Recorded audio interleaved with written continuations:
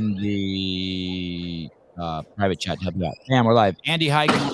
Hi, how you doing? Dude, stoked. Andy, how are you? Good name. Thank you. I owe that to my parents. Why do you say that? Oh, Andrew. I've always wanted to go by Andy, but something about it didn't like stick with me for some reason. Everyone just kept calling me Andrew or Hiller. Hiller. I do like Andy, like the Toy Story thing where they got on the bottom of the shoe. That's how people remember. Cool tie. Yeah, that's how people remember me. I'm like, think of Toy Story. Easy. Andu. That's Andrew.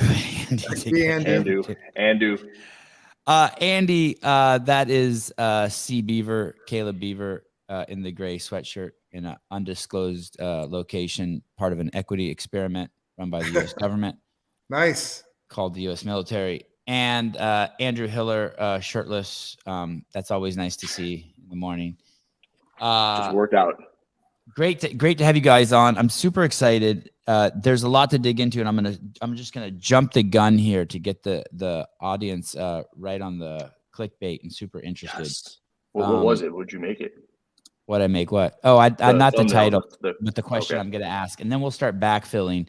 I'm gonna say a couple things really quick.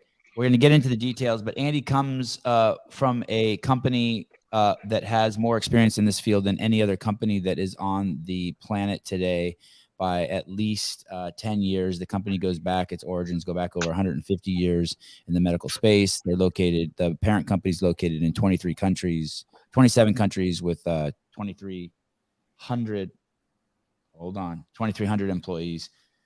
Andy, when our beloved athlete friends pop and they respond with, "I didn't do it. It must be tainted supplements." How should we react? I know compassionately, we should always treat people the way our moms and dads taught us. We should treat people the way we want to be treated. And I try to do that my very best, even to the worst people on the planet. But what would be the mathematical assessment that we should use when we find out our dear beloved athletes and friends have popped and they blame their plastic jar of stuff? No, that's a great question. That's no, honestly, I think what we should do is obviously I knew it. The smart people never just want to fucking hang it out on the yeah.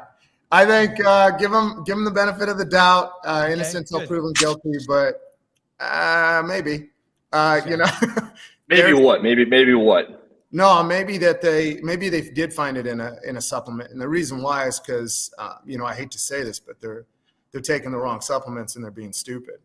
What if it was an NSF certified supplement? Then I would say it was probably very unlikely. What if it's proven otherwise? If it's proven otherwise, then and it was an NSF certified supplement, then I think NSF has got some problems with their testing. Okay. But that would be between that athlete and NSF. What is NSF, you guys? What is NSF? Andy, tell me if I'm wrong, but it's the company that CrossFit recommends you use the products from because they're certified to be clear. Yeah, well, I don't know if they're certified to be clear. I know they're one of our competitors. Okay. But they have a very large footprint in the Major League Baseball. Major League Baseball uses NSF exclusively. And so with that being said, as far as what they do, as far as their testing and how robust their program is, I would recommend you guys bring someone on there. I'd like to be, a fly on the wall when you talk to them about that. But what I can tell you is back to your question, Sevan, is that 1 in 10 non-third-party tested products has a banned substance in it. One of the things that LGC does, go to Walmart, look at all those, or Target or GNC or wherever. Fortress. And I can't, The orange container at Walmart. Oh, yeah. Yeah, I got a funny story about Walmart supplements. But what's interesting is we go throughout the world every 4 to 5 years or every 6 years, and we'll pull supplements off the shelves. And what we usually find, the last one I think was 2017. We did it in Australia, and 1 in 10 supplements usually has a banned substance. And so once it goes through our program, in the robustness of our program, that, eliminates to like 1 in 10,000. And the reason why is it's prevalent. Banned substances do show up in supplements. Now, does that mean that an athlete didn't cheat? Like, I've been an athlete and I know athletes cheat. But the thing is what I can tell you is, back to the stupid remark, and it's not, for me being, a smart aleck, it's honestly, if you're being drug tested, you shouldn't be taking any product that hasn't been third-party tested. If it's not third-party tested, throw it out. And so what does third-party testing mean? Tell me what that means. No, thank you. Yeah, third-party tested means it's been tested for banned substances. There's only a few labs in the world that can kind of do that kind of testing. And what we're talking about banned substances, guys, is when it comes to things that are on the WADA list. And what WADA is, the World Anti-Doping Agency. They decide what's banned, what's not. You're talking about things like anabolic steroids, SARMs, methamphetamine compounds, diuretics, masking agents, just about anything you can shake a stick at that'll make you win a competition. And so it's that green PDF that I'll always post. It's got everything on there. If you go to WADA.com, there's a PDF with everything that you're not supposed to take on there. I post it as often as I can so everyone can see that thing. It looks like this, yeah. Yep, there you go. And it's a big just deal. To go back for a second, Andy, third-party testing is I have a company, and regardless of whatever I'm making, I choose someone outside of my organization who's supposed to be non-biased. And I said, hey, can you look at this and tell me what's in it? Yes, sir. And the other thing too is like to keep in mind is you'll have kind of, how the supplement industry is. A lot of them will put on the label third-party tested. Well, what the heck does that mean? It's like, oh, you had my brother who works at a lab test to see if there's any iron in there or any lead. Like, that doesn't mean anything. There's only a few labs that actually, it's great you don't have lead in your product, but you want to know that it's tested and it's been by a third party, anti-doping lab. And, us, NSF, we're all ISO accredited. And what that means is it's not just us saying that we can test down to these levels to detect these compounds. It's a third party coming in to audit us to say, hey, can they really do this? Or are they just feeding you a line here too? And the reason why it's becoming more and more prevalent. Everybody on this, our group here probably works out and we know what we take. We know why we take it. People are more educated than they've ever been, but they also demand higher quality than they ever have.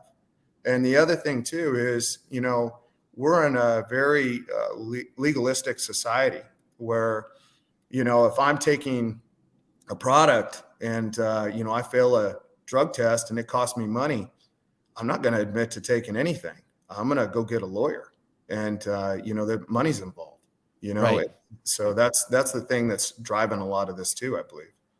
So all that said, I have a quick question. You said 1 out of 10 products have been seen that there's something in there.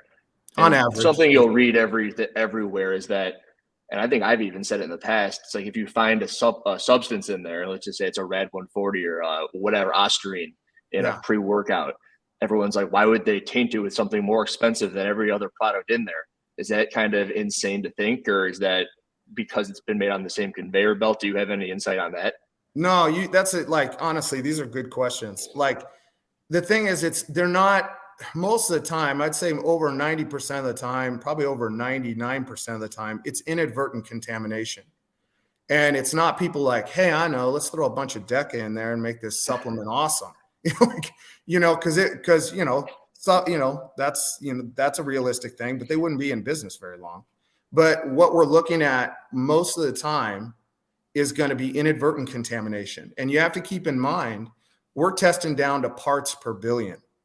What you're testing, like heavy metals, pesticides, stuff like that, that's GMP testing where it's about parts per million. What's GMP stand for?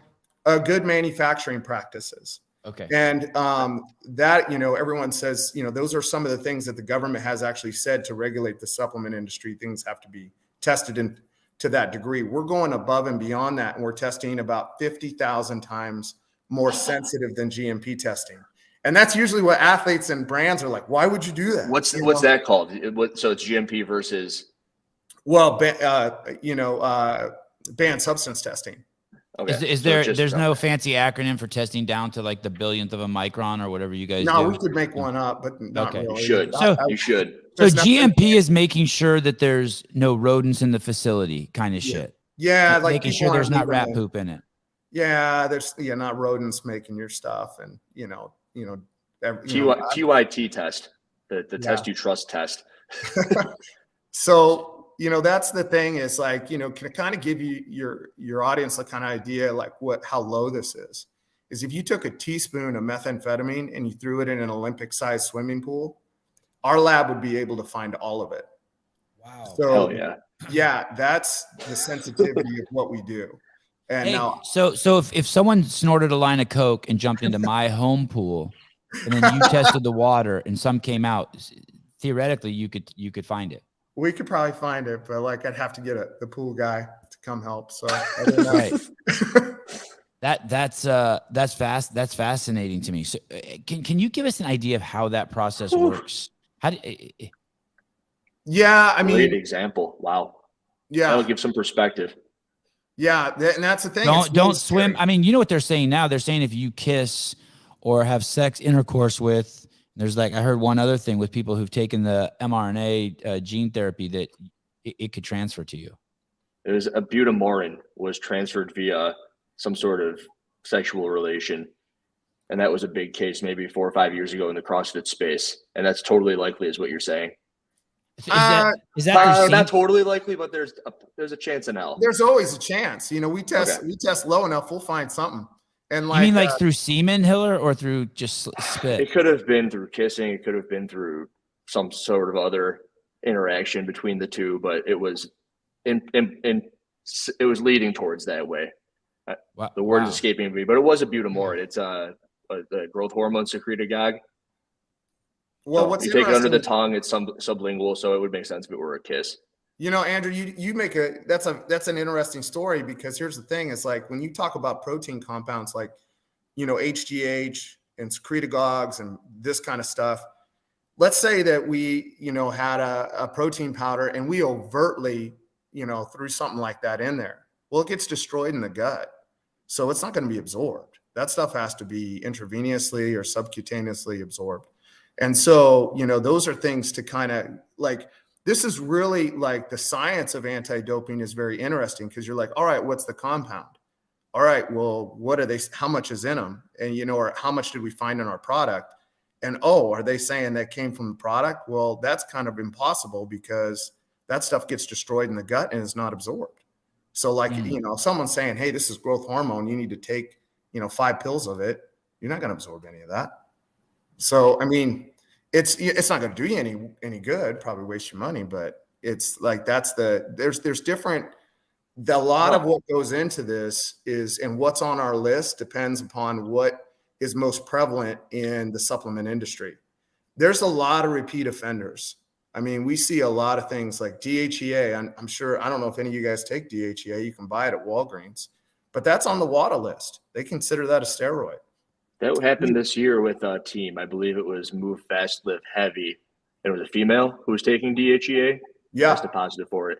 Yeah. And everyone's like, you got to be kidding me. I bought this at, Walgreens, like I said.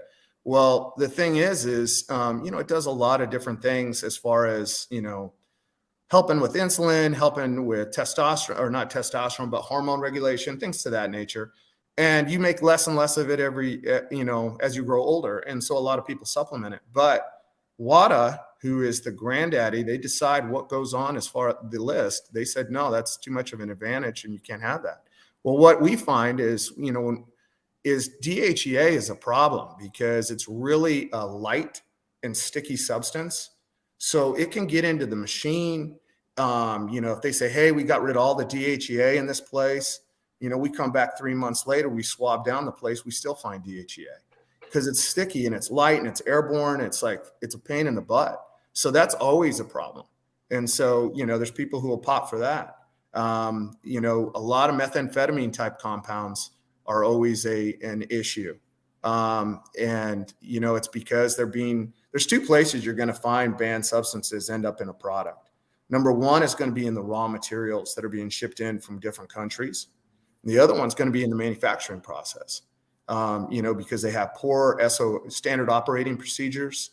That's not cleanly. They're using the wrong detergents to clean the machines. They don't segregate where these, if they have banned substances in their raw materials, they're not segregating them. They're not in a separate facility, so they don't get close to your product. There's all these things. And that's something, we talked a little bit about our history. That's one of the cool things I like about us is like we look at it from a very tactical or very, holistic point of view. Is like, how do we mitigate as much risk to the end consumer and also to the brand, of having something like that show up, and all this goes into it. So there's the raw materials, the machine, the person. Yep. and then I guess maybe the container. Those are the four. Yeah, all those things. And those last three are all in the manufacturing facility. Like if they're, if they're not, a lot of times this sounds bad, and I don't want to throw any manufacturers we work with. There's a lot of great manufacturers and there's a lot of great brands out there.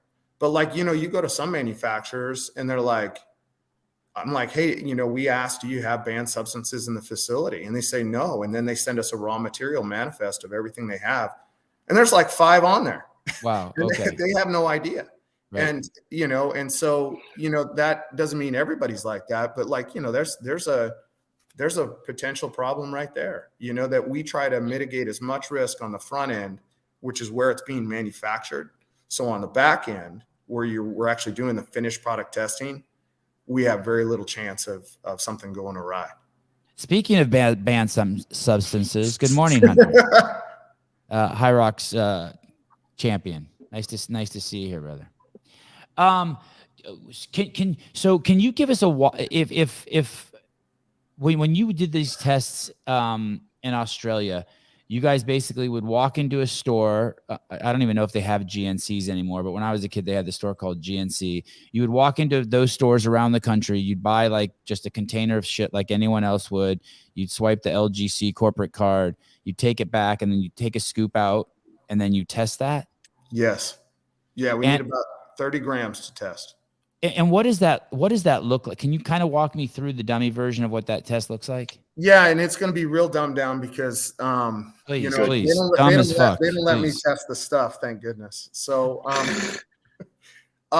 basically what they do is we have a list. We're testing or surveying for over 285 compounds, and they're going to prepare a sample. We're going to use things like a gas spectrometer, a mass spectrometer, and something called high resolution accurate mass. And these are all fancy words for machines. GCMS. Yep. Gas spectrometer. Yep. So sounds expensive. They are. I wish only a couple $100,000, right? Yeah, I'm not sure how much they cost. They don't let me near them because I think they're afraid I break them. So, but no, they'll prepare a sample. They'll run that through all the machines, and they're gonna basically look for the presence of those banned substances in that sample. And if for example, if they can't pull data, they'll run it again. If they can't, pull data because, say, it's a weird matrix, say it came in a gel, or it, came from, it's got a lot of different components in it or something of that nature, they'll run it again. And, until we're satisfied that there's nothing in there, nothing gets released. And so they're very conservative about it. Let me take a stab at this. Caleb, what was that machine that they were using that spins, and they were using it to search, look for COVID? That spin machine, the guy won the Nobel Prize for inventing it. He told Dr. Fauci, hey, absolutely do not use this machine to try to find viruses in people, because basically you could spin something down to such a small molecule that you could find anything and anything. Like this guy, I don't know if you remember the guy who won the Nobel Prize. He then died, which is kind of another fascinating rabbit hole. But basically they said we could find broken viruses, particles of the AIDS virus in every human being on the planet if we spun their shit down enough. And then you've also heard that our water is contaminated, that you can take a sample of water anywhere in the United States and you can find pharmaceutical drugs in it. because from people flushing that shit down the toilet. Is it like that what you guys do too? Do you guys just find just the craziest shit? And is there some threshold where you're like, okay, no, this is the best podcast. Like, you guys ask good questions. Thank you. Thank you. No, like, I wish I heard that every show, only 99% of the shows. No, they, you mean no, 1% of them? Test low enough, we'll find something. Like, we can will. test the ice cream you give your kids and we'll find something. What do I you heard you think tell you're the gonna story find that in you there? one place you went into, you guys swabbed a pallet and there was cocaine on it. Yeah, we went into A fucking pallet. For those of you who don't know what that is, that's the wooden things that are stacked up everywhere all over the world. Yeah, part of what we do when we go into a manufacturing facility is certified is we'll take 20 swabs at contact points throughout the manufacturing facility looking for stuff. Well, pallets, those wooden things that are, you'll see barrels or whatever, boxes stacked on them and forklifts moving them around. Well, those don't belong to that facility. They're just on a truck that show up. Well, who knows what was on it before? Well, we swabbed it and they found cocaine on it. And who knows where that came from? But like, one of the things that you'll find in our certified facilities is no wooden pallets. Everything's plastic. So again, mitigating risk as much as possible. Because you can clean plastic and you can't clean a wooden. Yeah, pallet. it's not going to be as absorbable as wood, to carry a lot of that stuff, and you can clean pallets easier. All I hear is I've probably done cocaine before and I didn't even know it. It's everywhere. I don't pallets. I don't remember what year it was, but I remember being a kid and someone did this test on $100 bills, and it was a preposterous amount of $100 bills that had cocaine on them. Yeah, it was absolutely nuts. What's your background? What sports did you come from? A sport background? What did you play? Yeah, in college I did football and track and field and Olympic lifting, and then later in life I got to try out and made the U.S. men's bobsled team, and then later Ryan Fisher. No, I think he was after me, and then afterwards I was able to do judo under Ed Liddy and Ryan Reeser in Colorado Springs. Did you go to the Olympics for judo also? No, I got to train with a bunch of Olympians, which was a lot of fun too. So I'm trying to remember. I cannot believe I can't remember this guy's name, but I made a movie called Pulling John about professional arm wrestling. And one of the main characters in it from Russia, he went to the Olympics, a big Russian guy. Really? He went to the Olympics with judo, and then he went to the Olympics on the Russian bobsled team. What the fuck? No, wait, those guys are dangerous. Those those Eastern European Russian guys. Yeah, those guys are dangerous. I saw him do stuff in a rusted gym in Sochi that I would tell people or show people the footage, and wouldn't even believe it. What, Pulling John? Let me see. Let me see if I can find this name. Yeah, they're brutal. They're brutal when they fight. This is totally off subject. Did you see the Kayla Harrison fight? Speaking of judo, yeah. No, I've met Kayla Harrison a few times. My old coaches knew her really well, but how'd she do? She lost. Really? Yeah, it was actually heartbreaking. But the girl who beat her was really good. I mean, it went the distance. It went to the decision. The guy's name's Alexei Vovoda. Does that name ring a bell? Not to me. No. They're talking about Devin Lorette. Like, how would you forget that, Darren? Devin? Yes. When these things are transferred to the product, let's say unintentionally, could it just be someone hanging over the mix and a bead of sweat come off of them and go into the supplement? I don't know about a bead of sweat, but I do like know someone who's all juiced up like Andrew, and then he Yeah. drips into their shit, and then Yeah, well, if Andrew's inadvertently doing cocaine on the line while he's putting lids on. Whoa. It's a pellet, all right? It's a pellet, I swear to God. Sniffing the pallets. I mean, yeah, it definitely could happen that way. I don't know about a bead of sweat, but maybe. I mean, there's always a chance somehow of stuff getting airborne and getting into something. And so, that's the whole idea is like, you can't ever be 100% sure on any of this. So we're trying to mitigate as much risk as possible. And so that's the one thing I like what we do is we do have that background, and we're like, hey, this is where the most likely problems are going to be. And so we try to mitigate that. We had a guy on here recently, Sean Ramirez, Masters athlete in the CrossFit space. He tested positive. Then he had his supplements tested, and they found whatever he was taking in his supplements. Okay. And then he sued the supplement company and won. Yeah. Is that what happens? Is that a standard practice? That's what happens now. So like in the past, back when I was competing, if you got busted for taking something, you're just done. They're going to kick you out. Now WADA is really lenient, with these athletes. They're like, hey, if you can prove that you didn't know and it came from your supplement, then, it's up to 2 years suspension and, or time served. And they'll say, oh, he didn't know or she didn't know, whatever. And so they'll be reinstated. They might have to sit out for a little bit. A really good, famous case was Yolo Romero, a UFC fighter. Yep. Beautiful man. Cuban. Yeah. And he sued Gold Star Nutrition for $27.5 million because he got suspended by USADA for 2 years. And then I think again, I'm not real familiar with the case, but I'm almost sure that 27.5 turned out to be 12.5 in reality. But I mean, it's $12.5 million. So he was kind of glad his shit was tainted. I don't know if he was glad because he was. I'll speak for him on his behalf. He was like, but that just says here's this guy, and I don't know him, nor do I got nothing to say about him. But what I will say is any athlete just like him, I'm like, hey man, you're different than everyone else. You get drug tested a lot. I mean, when you're an Olympic hopeful, they're all over you like white on rice, man. They're at your, house at 3 a.m. You better be there. You got to be, you're just different.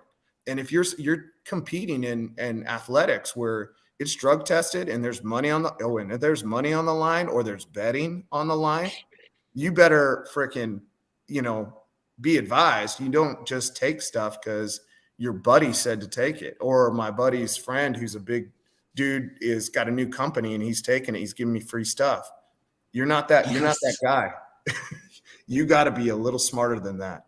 And so we had someone in the CrossFit space say that he didn't even know. Someone just gave him a bag of pills and said, hey, take these. Yeah. That's a no-no if you're a professional athlete. Super no-no. So I'll give you Asafa Pal. Do you guys remember him? Remember Usain Bolt? Yes. And on the 4x4 team was Asafa Pal.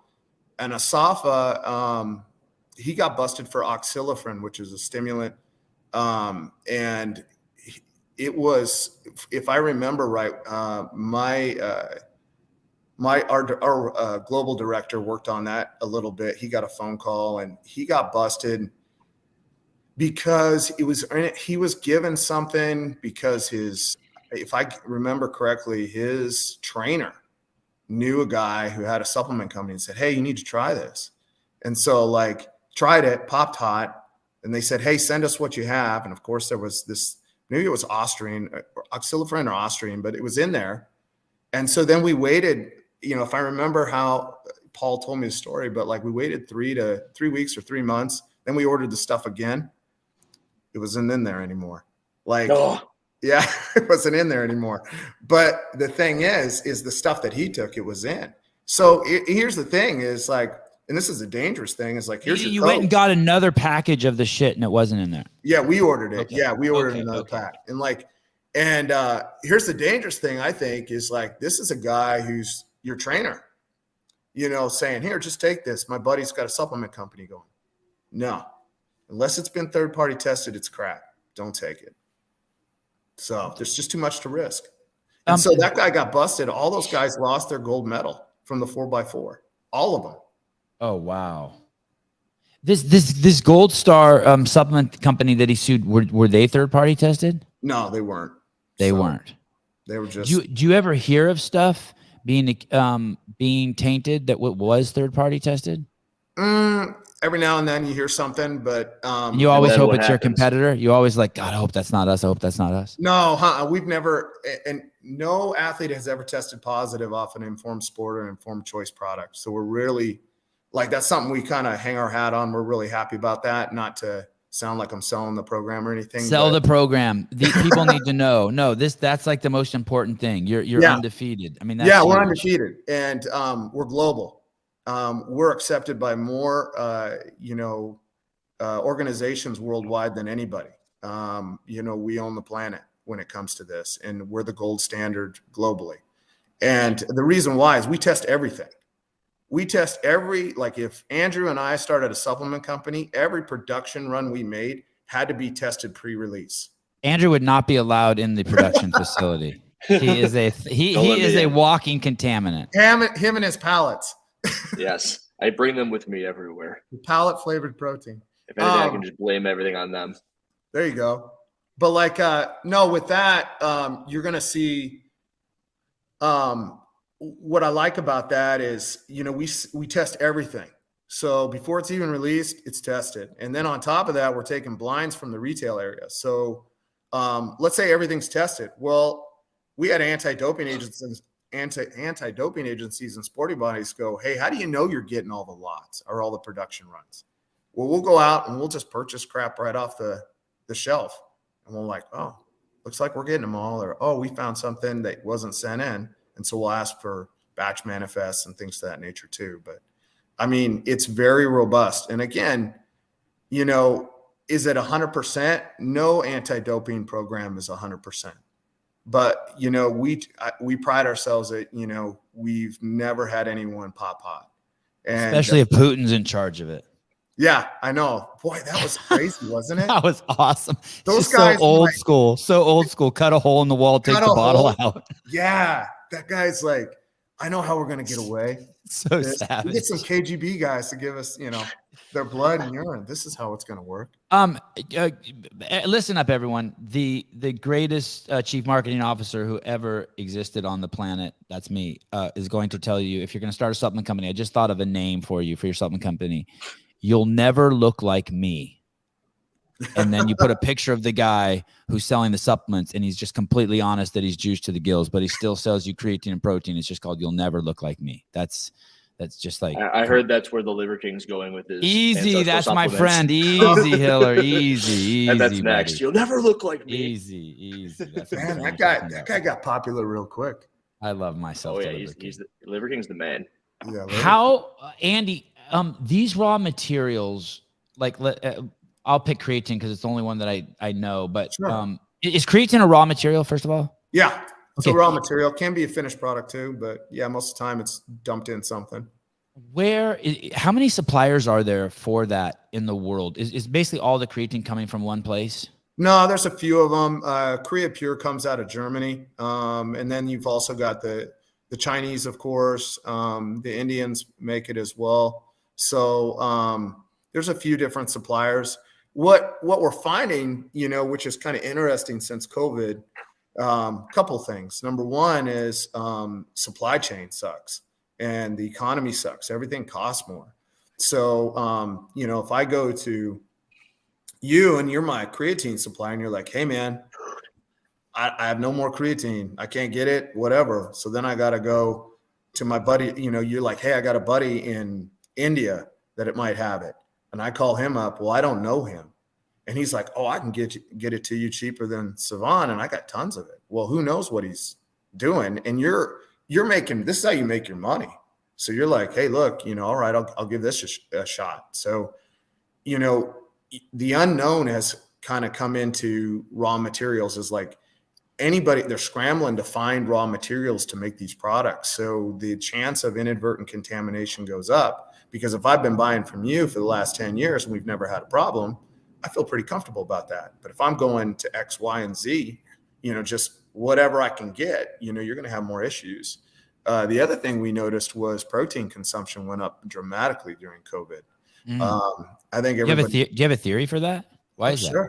It's because protein, like powder protein, you can store. It's a macronutrient you can store. I mean, most protein, like meat, you got to cook it, you got to freeze it, whatever. You think that was survivalists buying that shit? Survivalists, yeah, zombie Wow. apocalypse. Yeah. Wow. Yeah, there's people. Well, here's the thing. It's like, let's say, my mom and dad who don't take protein, but they're like, well, maybe we can't get stuff at the store. We better have this on hand just in case, So how much should you have for how a day? long? 6 months. How much protein do you need to survive? I don't know. Honestly, 3 buckets of the Liver King, 3 bags of the Liver King's protein. I was just thinking, I was like, how much protein do I take? How much do you need to survive? Like, I don't know, 50 grams a day over the course of the next 6 months? You need 30,000 grams. I saw this stat that stacks of this stuff. 80% of the people in the United States are on supplements, meaning that's everything from vitamin C to testosterone replacement therapy. Yeah, I'm guessing. I would believe that Americans are supplement hounds. I think I think that's it. Oh, you think it's higher than 80%? Have you ever met someone who doesn't take anything? Well, here's the other thing. Would you consider coffee a supplement? Because caffeine is a supplement. Yeah. So that would up it. And it's everyone. Well, let me ask someone you who guys hasn't taken a this. multivitamin, but they have coffee every day. Go ahead. Have you guys ever, iron-rich bread, calcium-fortified orange juice, all Milk. that stuff supplemented? Right. So, another layer. Everyone's like, oh, I don't take supplements. Yeah, you do. You just don't know you are. So, all that stuff is supplemented. So it's a big business. Hunter McIntyre, I'm calling out Hiller. Hunter. Oh, we had a debate. So my kids and I had a debate, Hunter, if who was stronger and more fit, you or so there were a couple questions. They wanted to know if Hunter could beat up Sylvester Stallone, and they wanted to know if so Hunter, you win that one. But who is more fit, you or Andrew Hiller? And that would be a very interesting thing to see if the High Rocks champion could beat the definition of California fitness. I bet I could hormones beat him in a replacement. CrossFit competition, but he'd beat me in a race. But we'll cover all the time domains. All right. And I think that Hunter's in big trouble. Also, I weigh 205 right now. I don't know what you weigh, man, but you're also 4 inches taller than me. So, have you ever met Hunter McIntyre? No, I haven't. No. My money's on Andrew right now, just because I know him. Yeah, so. Hunter is quite the specimen. He is something else. He was the guy. He was the guy that one year Greg Glassman invited him without requiring him to go through the trial process. Invited him just to show up at the CrossFit Games and compete. All right, I'm starting to change. And he did not embarrass himself. He is. I'm sure he didn't. No, he is quite the. He was one cut away from going even further because the next one he would have won. The next event. And he's got that red hair power. He's a big old Ronald McDonald dude, and he's got just that red hair anger. How frustrating has that got to be to the guys who train twice a day? I hated Hunter for it. I thought McDonald's. Yes. I hated him for it. He's just like, I'm just good at this. It wasn't even his fault, but we just hated him for it. I loved him for it. When you test those supplements and it's 1 out of 10, and then didn't something recently happen at Amazon too? Someone tested 30 what was that story? Yeah, and that was kind of a quality assurance test. It wasn't for banned substances, but Now Foods, who's one of our clients, I got told this story by their vice president, and he what they did is they went out and they got coenzyme Q10 supplements, which is, it's an antioxidant. It helps with heart health. It's, fairly expensive when it comes to supplementation. And they tested 30 brands or something like that. This has been published in, I think, Nutritional Insider, but, a ton of them failed. It was the 100 milligrams, there was 50 in there or whatever it was. It was full of crap. Okay. And so I've seen this. This is public, right? Yep, this is public. And so they called them out, and and then as of late, I think they went a year later, tested them all again, and nothing had changed. But it puts pressure on people like Amazon, who have selling platforms, to have some kind of quality assurance, which Amazon does, and they're cleaning up their platform so people, can feel comfortable buying on there. One of the things that they'll do is they'll say, hey, if you're a sports supplement and you're informed sport, informed choice, you can sell on our platform automatically. because we're verifying, a lot of these checks, quality assurance checks, so they can feel comfortable coming onto that platform. And they're like, oh, you're Informed Sport. Okay, come on. So I'm torn, Andy. I'm so torn because I fucking hate government oversight and I hate licensure. It's crippling to the economy. That some lady in Utah can't be braiding people's hair without paying money to the state. But on this subject, and I know you work for one of these companies. Do you think that this stuff needs oversight? I think I think to an extent, or just like capitalism, figure it out. Like, hey, you need to go to. I'm more like that. The thing is I don't. I think what's funny is the government many times thinks we're stupid, and I think if you give people the right information, they're not stupid. And so we can figure it out for our own. The market demands this. I mean, and through what lens are they stupid? Are we stupid? What do they? I think they're like, oh, they don't know that they need to not have stuff with lead in it. They don't, they don't need, but if you and I come up with a supplement, we're like, hey, look at all this testing we're doing. And, these people aren't, then, I'm going to buy that. I don't care if it's $5 more or $1 more or $100 more. I want the stuff that's going to be safe. And so, I usually give the example to a lot of people. They're like, hey, look, our customers aren't really a lot of banned substance people. And I said, well, okay, who are they? And they're like, they're like soccer moms. They're like, dad's just trying to get into the gym. And I'm like, this and that. And I said, or high school athletes or whatever. And I'm like, let's say you're buying a protein for a kid that's 12 years old that doesn't get enough protein. Doesn't need ostarine. Yeah. You want, and he also would want 25 grams if it were to say 25 grams is what you're saying, right? Right. Not a lesser. Make sure you're getting the highest quality you can possibly get, because these are the people you care about. And you want it, from a health perspective. I think that, the market demands high quality assurance. And the thing is, everybody out there is going to tell you they got the best stuff. We're out there saying, hey, these are the checks that this has gone through as a third party. And so I think the market can kind of dictate, that, is there government does there need to be oversight by the government to a point? But I also think the market, kind of also is a good barometer of what's needed. Can I pitch 2 questions to you? Sure. All right. We have 2 separate entities. Number one is Podium, Matt Fraser's company. He wants to test all of his products through you guys. What does that look like? Does he send you a pallet of everything? Because he can't just send you a container, correct? Yeah.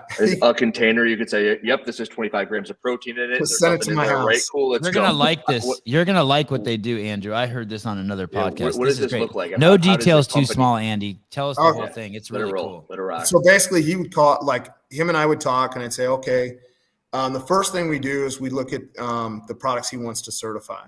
We look at the label, and a lot of times, like I said, people don't even know they have banned substances in it. So we look at it, make sure there's no banned substances, and then we say, hey, look, this is what it's going to take to become certified. First thing is we're going to look at your manufacturer. We're going to verify that it's GMP. We're going to verify that they're doing the tests for like heavy metals, label verification, pesticides, things that, contaminants like that. And then we're going to look at it from a cross-contamination point of view. We're going to see like, hey, what's going on in here? Kind of like we talked about before, we're going to look at contact points. We're going to look at raw material manifests. We're going to say, hey, look, how do we mitigate as much risk from a cross-contamination point of view beyond GMP? So we're going above and beyond that.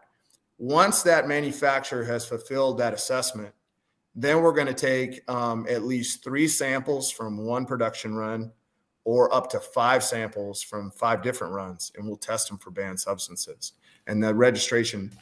And then once they've passed. So sorry to interrupt, Andy, but I heard you say in one of the other ones that you also test the raw materials first before you. Yeah, we do. We do have a raw material. Like we will do that for some people. They'll say, hey, look, we've got, Beaver's over here and he's got a new creatine, and we've never bought from him. So like, we want you to test that before we run it through the screen. And so we'll test raw materials as well. So before it even happens, and then we'll test the finished product.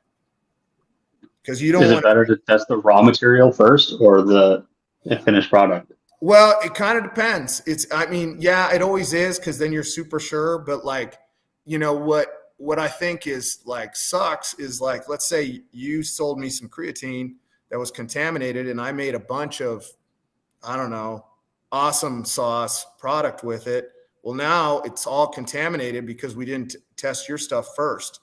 And so now you're like, oh, I really want to be Informed Sport. And we're like, no, like, not so much. You got to get, we're not going to put our logo on that. And so you don't always test the raw materials first. Just like there's not like a step-by-step test all the raw materials, test the machines, swab the machines, and then test the final product. We do the manufacturing will be the first part where we're looking at the manufacturer. And then the second part will be testing the finished product. So not all the time will we always test the raw material. That's upon request with the manufacturer or the brand. And so, but because the thing is we're testing down so sensitive that we will find it. We don't have to test it beforehand. We'll find it on the finished product. So, I always think it's good to test those raw materials if you're worried about them, because you don't want to be caught with your pants down and have a whole bunch of stuff that's contaminated. But, in the finished product testing, we'll pick it up. Have you ever had anyone use the Informed Sport certification label, but that they didn't use you? They just stuck your tag on there, pumping right out of China? Oh, yeah. Like we got, our... you have a wicked legal team? Yes. We're actually owned by a company comes out of Great Britain. And I'll tell you what, you think American lawyers are tough. Like these guys will talk you to death. They stomp that out pretty fast. A couple of years back, we did a brand change just to kind of help combat that. And our marketing and legal team, they stay on top of that kind of stuff.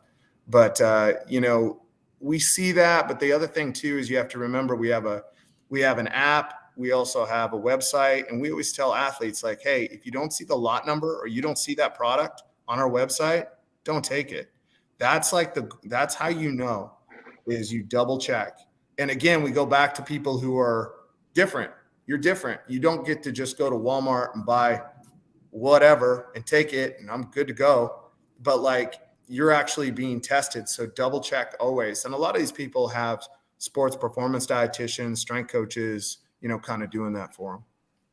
And if I go to the App Store, what do I type in to see your app? And for people who don't know, I think the way the app works is basically you can just scan a barcode, right? Yep. You can just scan a barcode and it'll tell you everything you need to know about that supplement, whether it's been tested, expiration date, all kinds of information. So you just type in Informed Sport and you'll be able to download it, whether it's the Apple Store or Android. I typed in Informed Sport. I don't see it. I get something like called Trade Rumors, Pre-Fight 2. Trade Rumors. A bunch of Chinese apps. That's terrible. Go on your phone. You're doing it on your phone. Go to We Test You Trust. Oh, that's right. Because I'm doing it on my computer. That's why. Oh, yeah, okay. I just tried to do the same thing. Okay. So and basically this app, you can just walk into a Walmart and start scanning things, and it will tell you whether you guys have third party tested it. Yep. And most of them, like when most brands will use our logo on the front, but again, double check, always double check. What about tainted meat? Canelo saying, go ahead, Andrew. I won't forget. That's another question that I had. What about Canelo and his tainted meat? Well, I can't speak specifically to him, but is there stuff in meat? Yeah, there's naturally occurring steroidal compounds in nature. So when's the last time you found something via your company in meat, if ever? Well, never, because you don't test meat. Okay, I didn't think. Okay, I was curious. All right, but, could you? Can you test meat? How much does it cost? And how would we go about doing that? Let's just get you some meat. I'd have to get. We have just an awesome scientist in Kentucky. His name's Alberto Carrillo, and he could probably test the meat. And he's. I think we could probably get that done for you on the cheap. So. Oh, okay. But is there a lot of meat like that? What would you know? I know that's not your expertise, but is there a lot of meat out there that you think could be tainted that could cause someone to pop? Well, you know what? Again, it's kind of back to If we test low enough, we'll find anything. But you Right. also have to think about, there's, whether it's me Clenbuterol. or whether it's, clenbuterol can be That was the instance. I believe it was in China. I believe, and I might be speaking from a burrito, but it was an athlete on CrossFit Mayhem. It was Ellie Gabor who tested positive for clenbuterol. The year may have been 2019, maybe and I 20. think But she there was was taking, Yeah. it's pig organs and stuff like that, meat, stuff like that. correct. Yeah. Okay. Yeah. So So that's real. So that's real. Possibly. I mean, Okay. the thing is I'm not familiar with the case enough to tell you whether it was real or not. Iceland. But the stuff is things like that do naturally occur in nature. Like, this is what's scary is like herbal botanicals. Herbal botanicals will, have 4-andro in them. Like not all the time, but as nature is not standardized, there's bio transformation of products, these herbs to where they actually could be a detriment by putting in a product. So there's things like Tribulus terrestris. That's something that has high amounts of 4-andro in it. Now, does that mean that you're going to get an athletic performance out of it? Probably not. Are you going to test hot? Maybe. So, Chris, I have tested some meat before. I've tested clitoral butyrol and labia majora all on a regular basis. I do. Sounds injectable. yeah, I do quality. I do quality control. It's part of the therapy that I provide in my. You injected that into your butt, I bet. In my no, it's a. I don't. Sounds like a lot more interesting lab out there. When someone like Ramirez pops and then it falls on him. So if you take 10 supplements, I have to contact you and then open up my bank account and I have to start sending you those. Is that? This was my next question. Did Andy freeze? Yeah, can you again? Because it kind of like paused. You freezed a little bit. What is the process? Let's say I pop and I'm like, I didn't do it and I want to start having my stuff tested.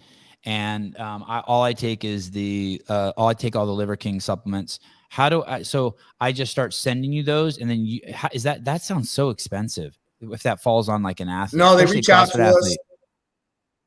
Yeah, they reach out to us and most of the time it's probably going to be me and maybe another guy, maybe a scientist. We're going to talk to them. And if they want to test something and they're an athlete, we'll give them a discounted rate because obviously you're not a big supplement company, but we can get it tested and tell you what you're looking at. I work with the NCAA. I also work with the DOD and also some Olympic sports and things of that nature. And, I can use the NCAA, for example. Like a lot of times they'll be like, hey, look, we might have an issue here. We sent this off to a lab to get it tested. We'd like to get it tested with you guys too. And second opinion. Second opinion. And they know that we do this on the regular and we're really good at it. So we're able to do that for them. And we do it at a very discounted rate. So they have that information because it's in our best interest that they, use us as a resource.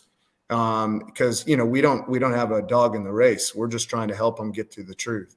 And because, who do you believe? You don't know. And, it's one of those issues. But if you had a CrossFit athlete that was like, hey, look, I tested positive for this and I didn't take anything, I don't know if it's in there, then yeah, we could definitely help them out. I think he said it was $4,000 or $5,000 per test. No, it's under $1,000. Well, maybe he didn't go through you guys. Are you guys more? This was also a long time ago. This is like, I don't know, 5 years ago. 4 years ago. 4 years ago. Yeah, no, I mean, it depends. I mean, he might've been going through somebody else, but $1,000. Is that what you said? 1,000? About $1,000 we can get this tested. So like he may have tested multiple things too. Maybe it was 4. He had 10 things. He had 10 things. Well, and of course, then that, and we, kind of work with that. And I don't want to, start giving out prices and stuff, but yeah, sure, 10 things. Yeah, we'll help you. I mean, we don't want, there's a lot of things. They're like, hey, test everything I have, like you're like, hey, bro, it's not going to be in here. It's not in this, here's 5 things. Let's start here. So, yeah. Please. This is kind of my barrier for entry with a lot of these is I listened to the whole Sean Ramirez podcast that he did right here. And he said that he went and got it tested, spent his money, went through the legal route, ended up suing, winning, making his money back. And now there's no reason not to believe that his supplements were clear. And then you hear a handful of other athletes in the space saying it was a tainted supplement. And then they're just like, believe me, because I said so, because it happens. And it's almost like my barrier for entry as to whether or not they're telling the truth, because from what we've heard here and what he said on that podcast is that you can clear yourself and then also not really lose any money and possibly even make money if you were indeed clear, correct? Well, if you've got a tainted supplement, and it was the brand's fault because they didn't do third-party testing, we've signed, you'll get sued. And so, if it's third-party tested, okay. Third-party tested. So the thing is again, back to third-party testing. Again, it's very specialized testing. Not everybody's doing this crap.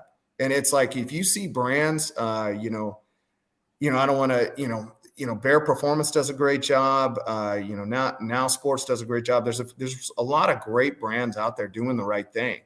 And, that's who you need to be looking towards. If you're just taking whatever and you pop hot, well, you know what? That's on you, man. Like WADA's like, hey, look, you're responsible as an athlete of what you put into your body. I agree. So, I hate blaming other people for that shit. Yeah.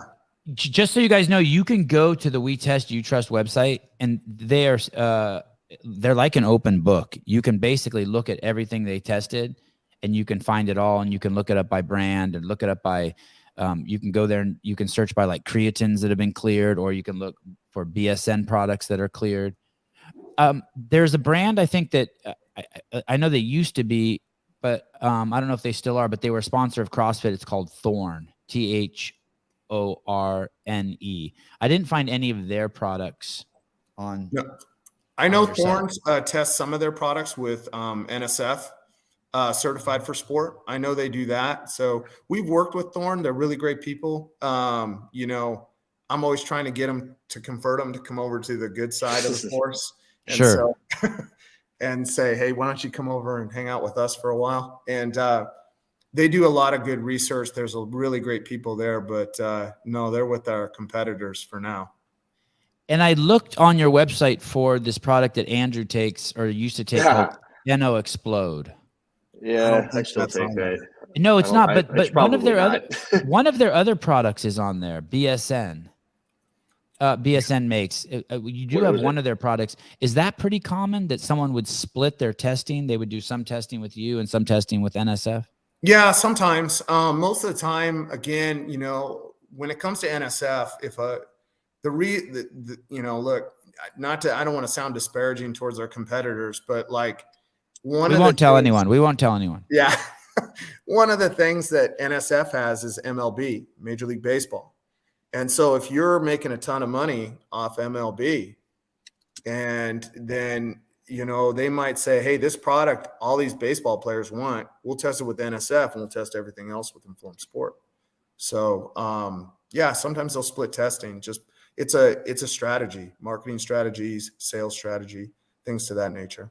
And it goes the other way too. I'm guessing less talked about, but some people, like if I'm a company that's selling DHEA, I would also go to you, even though it's banned from WADA, and you would test it and be like, "Yep, this is pure DHEA." Yeah, right? But we wouldn't allow it on the program because DHEA is banned. So we would tell you, like, "Hey, look, it's got DHEA in it, but it can't be on our program." Wow, guys, listen. Greatest chief marketing officer who's ever existed.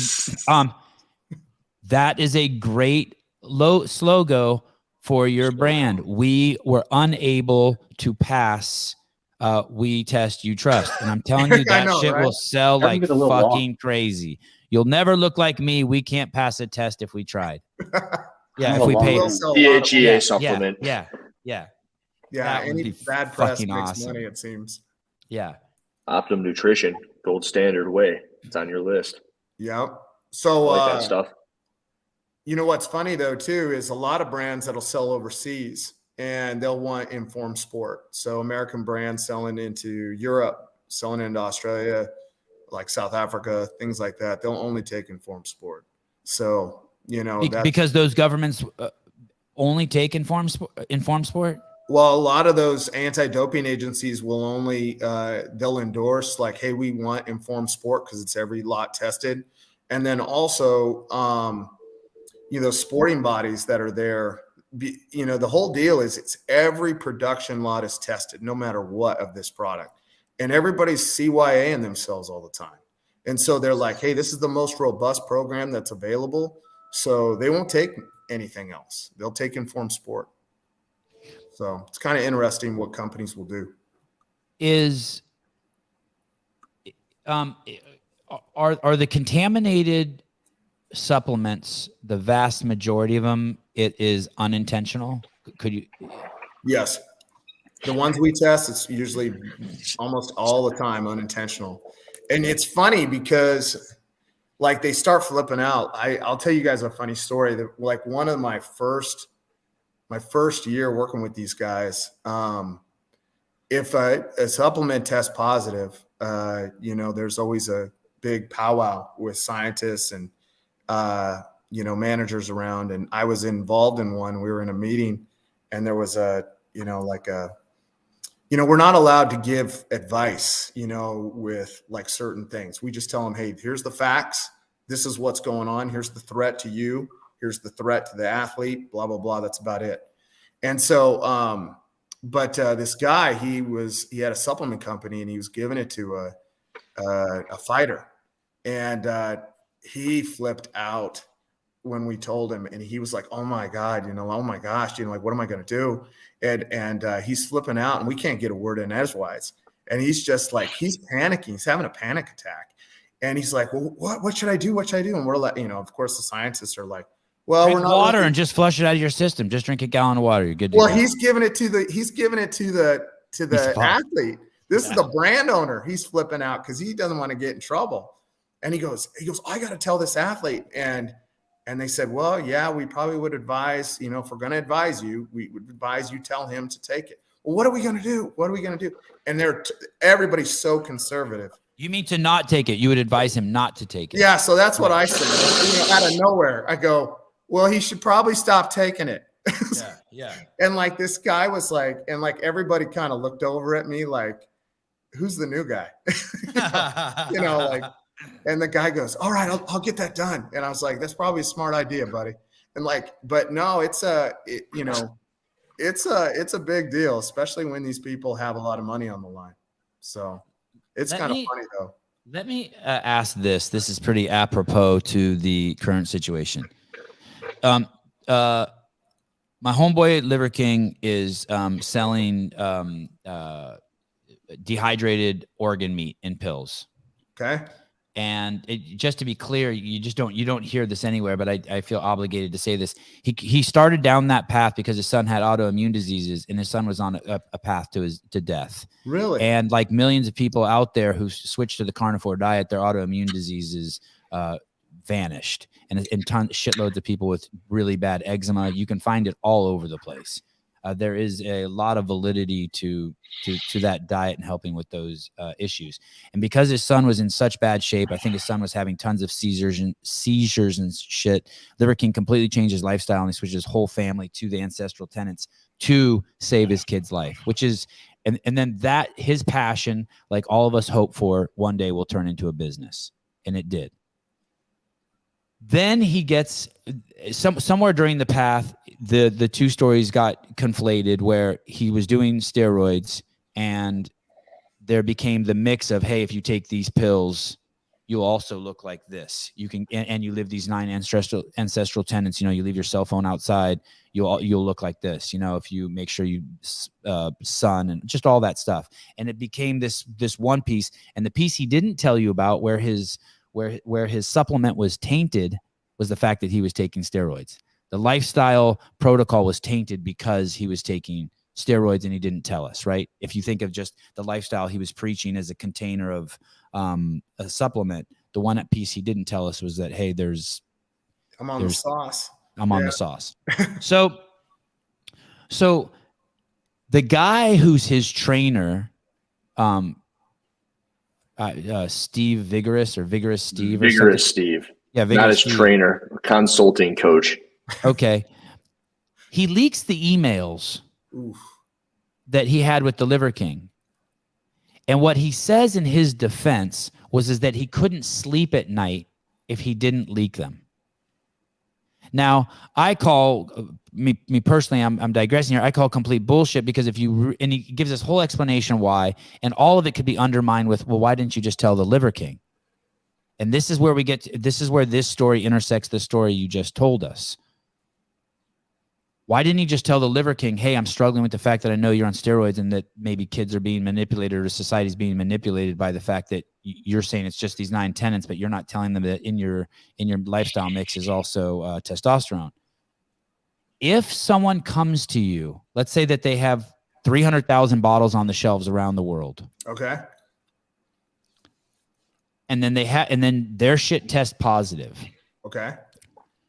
Do you tell the world, or do you have confidentiality with that client? With that nice client? tie-in. I'm like, where the fuck is he going with this? Because this guy claims that he did it for us. I don't need him doing that for me.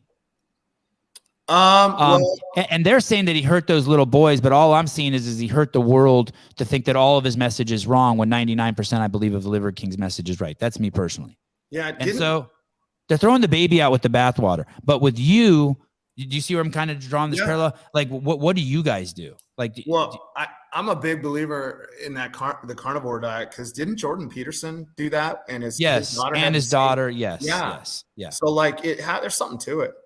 So yeah, I agree. You can't throw the baby out with the bathwater. But as far as we're concerned, what I like about Informed Sport is that it's all tested pre-release. So that stuff's not out there. Always. Yeah, it's always tested pre-release. So, so you don't even have to answer my question because it's not a situation you guys would be in. But here's the thing. Is let's say, we don't want to be in that situation. But let's just say, the Kidney King comes to us and says, hey, I want you to test my products, and we test them, and there's steroids in them, or there's something in them, methamphetamine compounds, anything.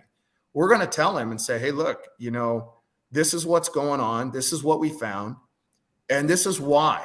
And this is the levels we find.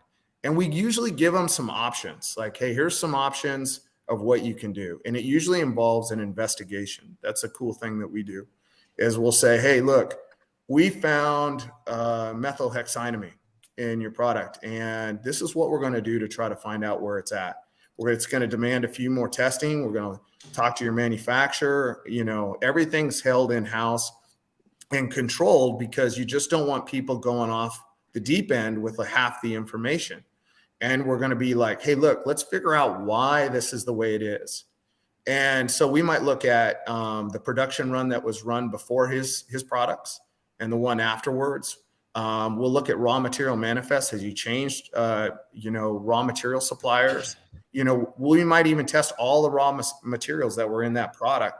If they come to us and they have a problem, we give them an option as we will find it and we'll find out why it's tested that way. And that's what's really cool about what we do. I mean, it's kind of for manufacturers. That's not for the individual. Like if Sean sent you his supplements, you're not going to be like, hey, it happened here at conveyor belt 6. But if a company asks you to test, you'll find where the tainted supplement occurred. Yeah, what we'll do is like if an individual sent it to us, then what we would do is we would alert the company that it belonged to and say the brand and say, hey, we're testing your product. This is what we found. You should be aware of this. And if you want us to open up an investigation and talk about Informed Sport and ban substance testing, it might be to your advantage. And because most of them are like, oh man, we didn't even know. Yeah, we'd like to talk to you. So I just wanted to address this one comment here. Justin H. The problem with Liver King was he point blank asked on numerous podcasts if he was on anything, and he dug in and was definitely not, and went on to say, you just got to live this primal lifestyle. Well, yeah, that I agree. Yeah. I agree. The problem with the church is that they've been telling you that Jesus Christ is going to save you, yet no one's seen him. I mean, like we could play this game a million times. I'm not defending him. But I treat people the way I would want to be treated, and I don't throw the baby out with the bathwater. I'm not hating on a guy.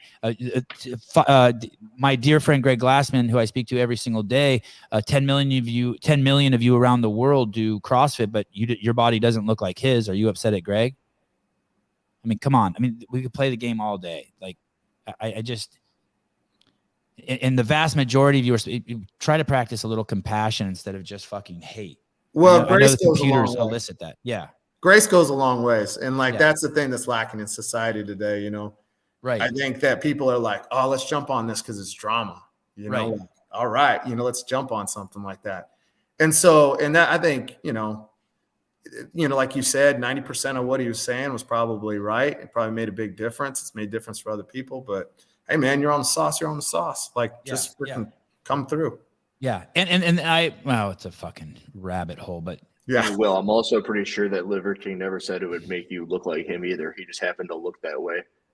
Greg never said if you do CrossFit, you'll look like me. Fair enough, Will Branstad. Liver King don't punch holes in my argument, Will. How dare you?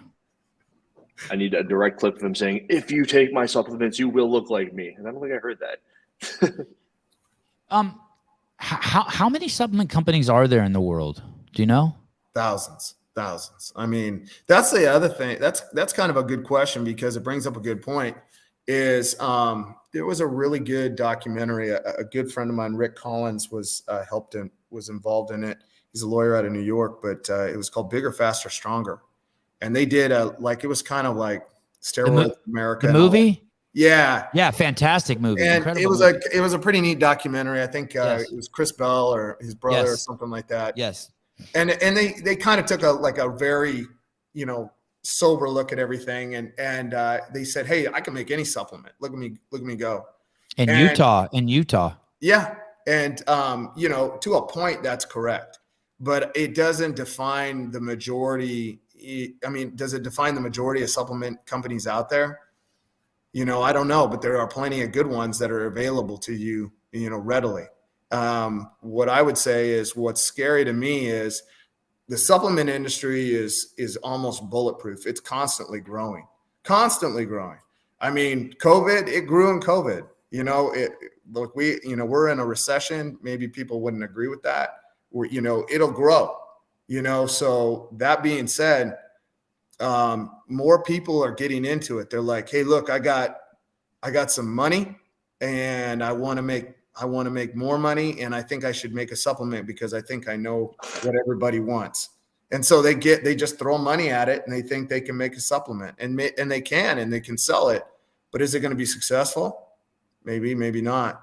But it's more readily available for people to enter in that space. So the pie grows bigger, but the pie slices, there's more of them.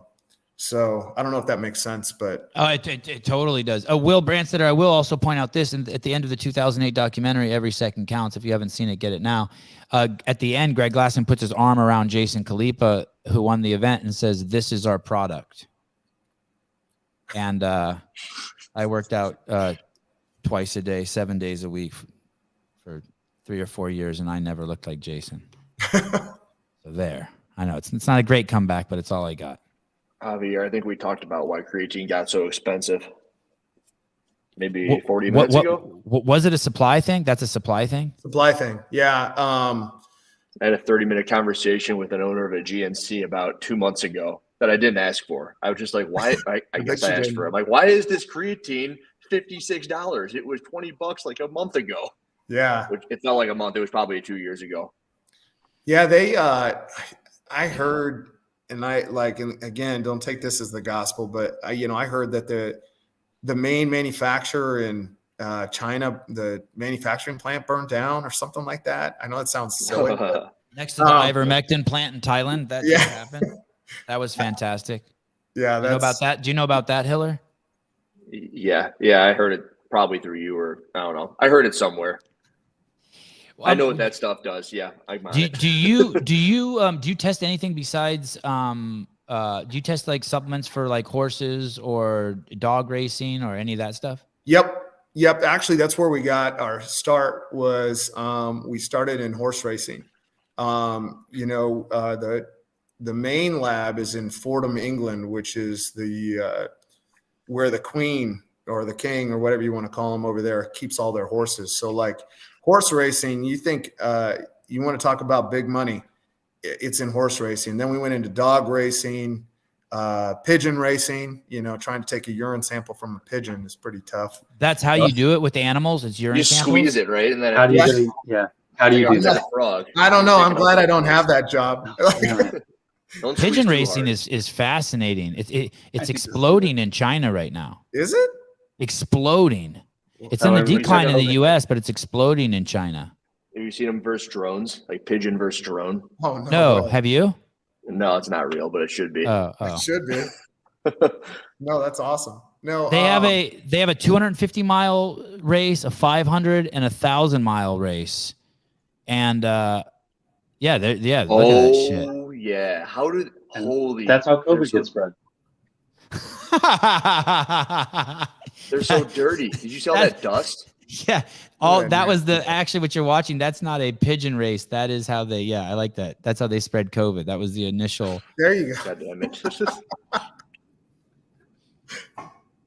That's probably actually how I recommended the athletes start at Dubai. Is they get those gates and they keep them behind so that nobody can false start. They just open the gates and the athletes are free to start. Start running. Look at that bird. That bird sold for $1.4 million. His name's Lewis Hamilton, like the Is Formula it? One driver. Crazy. Hamilton. And think of how we treat pigeons. They're so disrespected in the United States. Pigeons and seagulls. Well, and think about it. That thing sold for 1.5 or 1.4 million. And let's say the pigeon feed you're giving it is making it stronger or faster or whatever. Or maybe you're just loading it up on a bunch of junk. Well, all that feed has to be tested. What do you find in there that's going to be performance enhancing for a pigeon? Same thing that's a performance enhancing for a person. Okay. Oh, interesting. Durable. All right. And how about horses? Same thing. So is Yeah. they're drug tested. Do they cycle horses the same way they would cycle people if they were to be like the I have no past idea possible how to drug- cycle. you a have no Yes, idea. I'm going to go with All yes. right. I would. I'm curious because there's a steroid out there that's termed the horse steroid, and I was always Winstrol? wondering if it's like no equipoise, and I Oh, was wondering if EQ was allowed to be taken because I don't know. I know zero about horses like you. But I know they call it the horse steroid. Yeah, I have no idea. Like as far as that's kind of outside my You specialty. paid $5 to say this.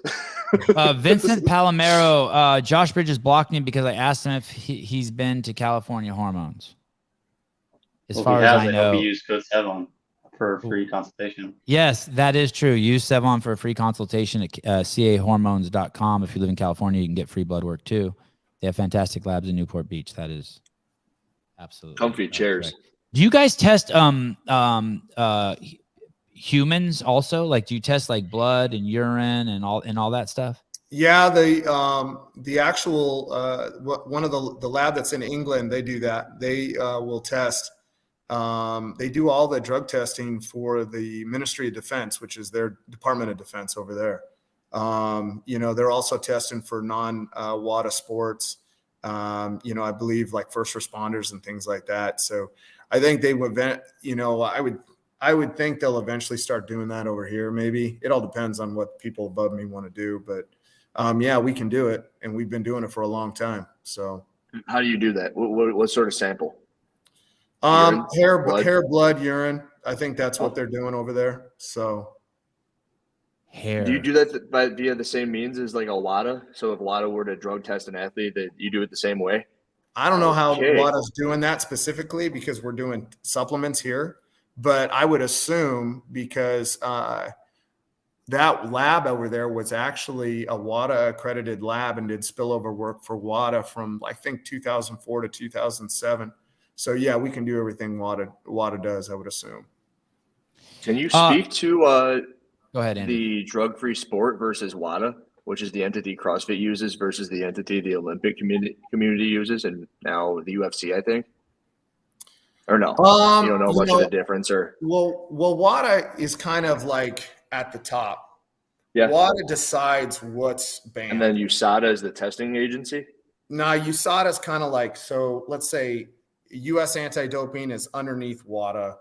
And WADA is made up of like USADA, USADA, Australian anti-doping, South Africa anti-doping, UCAD, United Kingdom anti-doping, but WADA's making the rules, and then everybody has to kind of fall in line. So are they also doing the testing? Like if you wanted to, you could have WADA test. Yep. Okay. Just want to make sure that was the case. And who do they go to? Who do they go to do their testing? They have their own labs. They do? Yep. On this tent, where do you put drug-free sport? Is it on the rung with USADA, or is there a rung below? Or I would say it's on the rung with USADA. They have to follow what WADA tells them to. I mean, they're not going to be like, hey, look, I know WADA said testosterone's banned, but we're not going to ban it. I mean, that's ridiculous. So they have to do what WADA tells them as well. That's the one thing I think is funny sometimes with my job is I get brands who are like, well, why is that on the ban list? I'm like, bro, I'll make the list. Right. I don't make the list. I find the stuff on the list. I had one guy tell me, he goes, well, can't you just call WADA and see if they'll allow that? And I'm like, I don't have time for that crap. I'm like, no, I don't have enough money to bribe them. Yeah, I don't, like they're gonna go, who are you? I would love to see who's on the board of directors for WADA. I'm gonna have to look that up afterwards. I have about 1 million questions that can branch off of that, but I just don't know what route we want to go. You can ask yours. No, go ahead. What were you going to go ahead, Hiller? Well, I don't know how much Andy knows about specific compounds and clearance times and testing of athletes and how to get around certain protocols, but that's kind of the route that I could go with this if you're at all able to speak on that. No, not as much because we're testing the products in the front end. Okay. Then you ask your question, Sevan.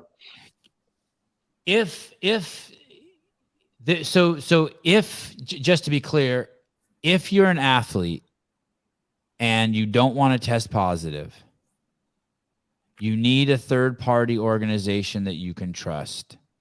And We Test You Trust is undefeated, meaning you guys have never tested a supplement and then later on someone found out it was contaminated after you've cleared it and it has the Informed Sport pass. Correct. That's correct. If you're a drug-tested athlete, you should not be messing around with anything unless it's been third-party tested by an anti-doping lab. And Informed Sport is what I would recommend.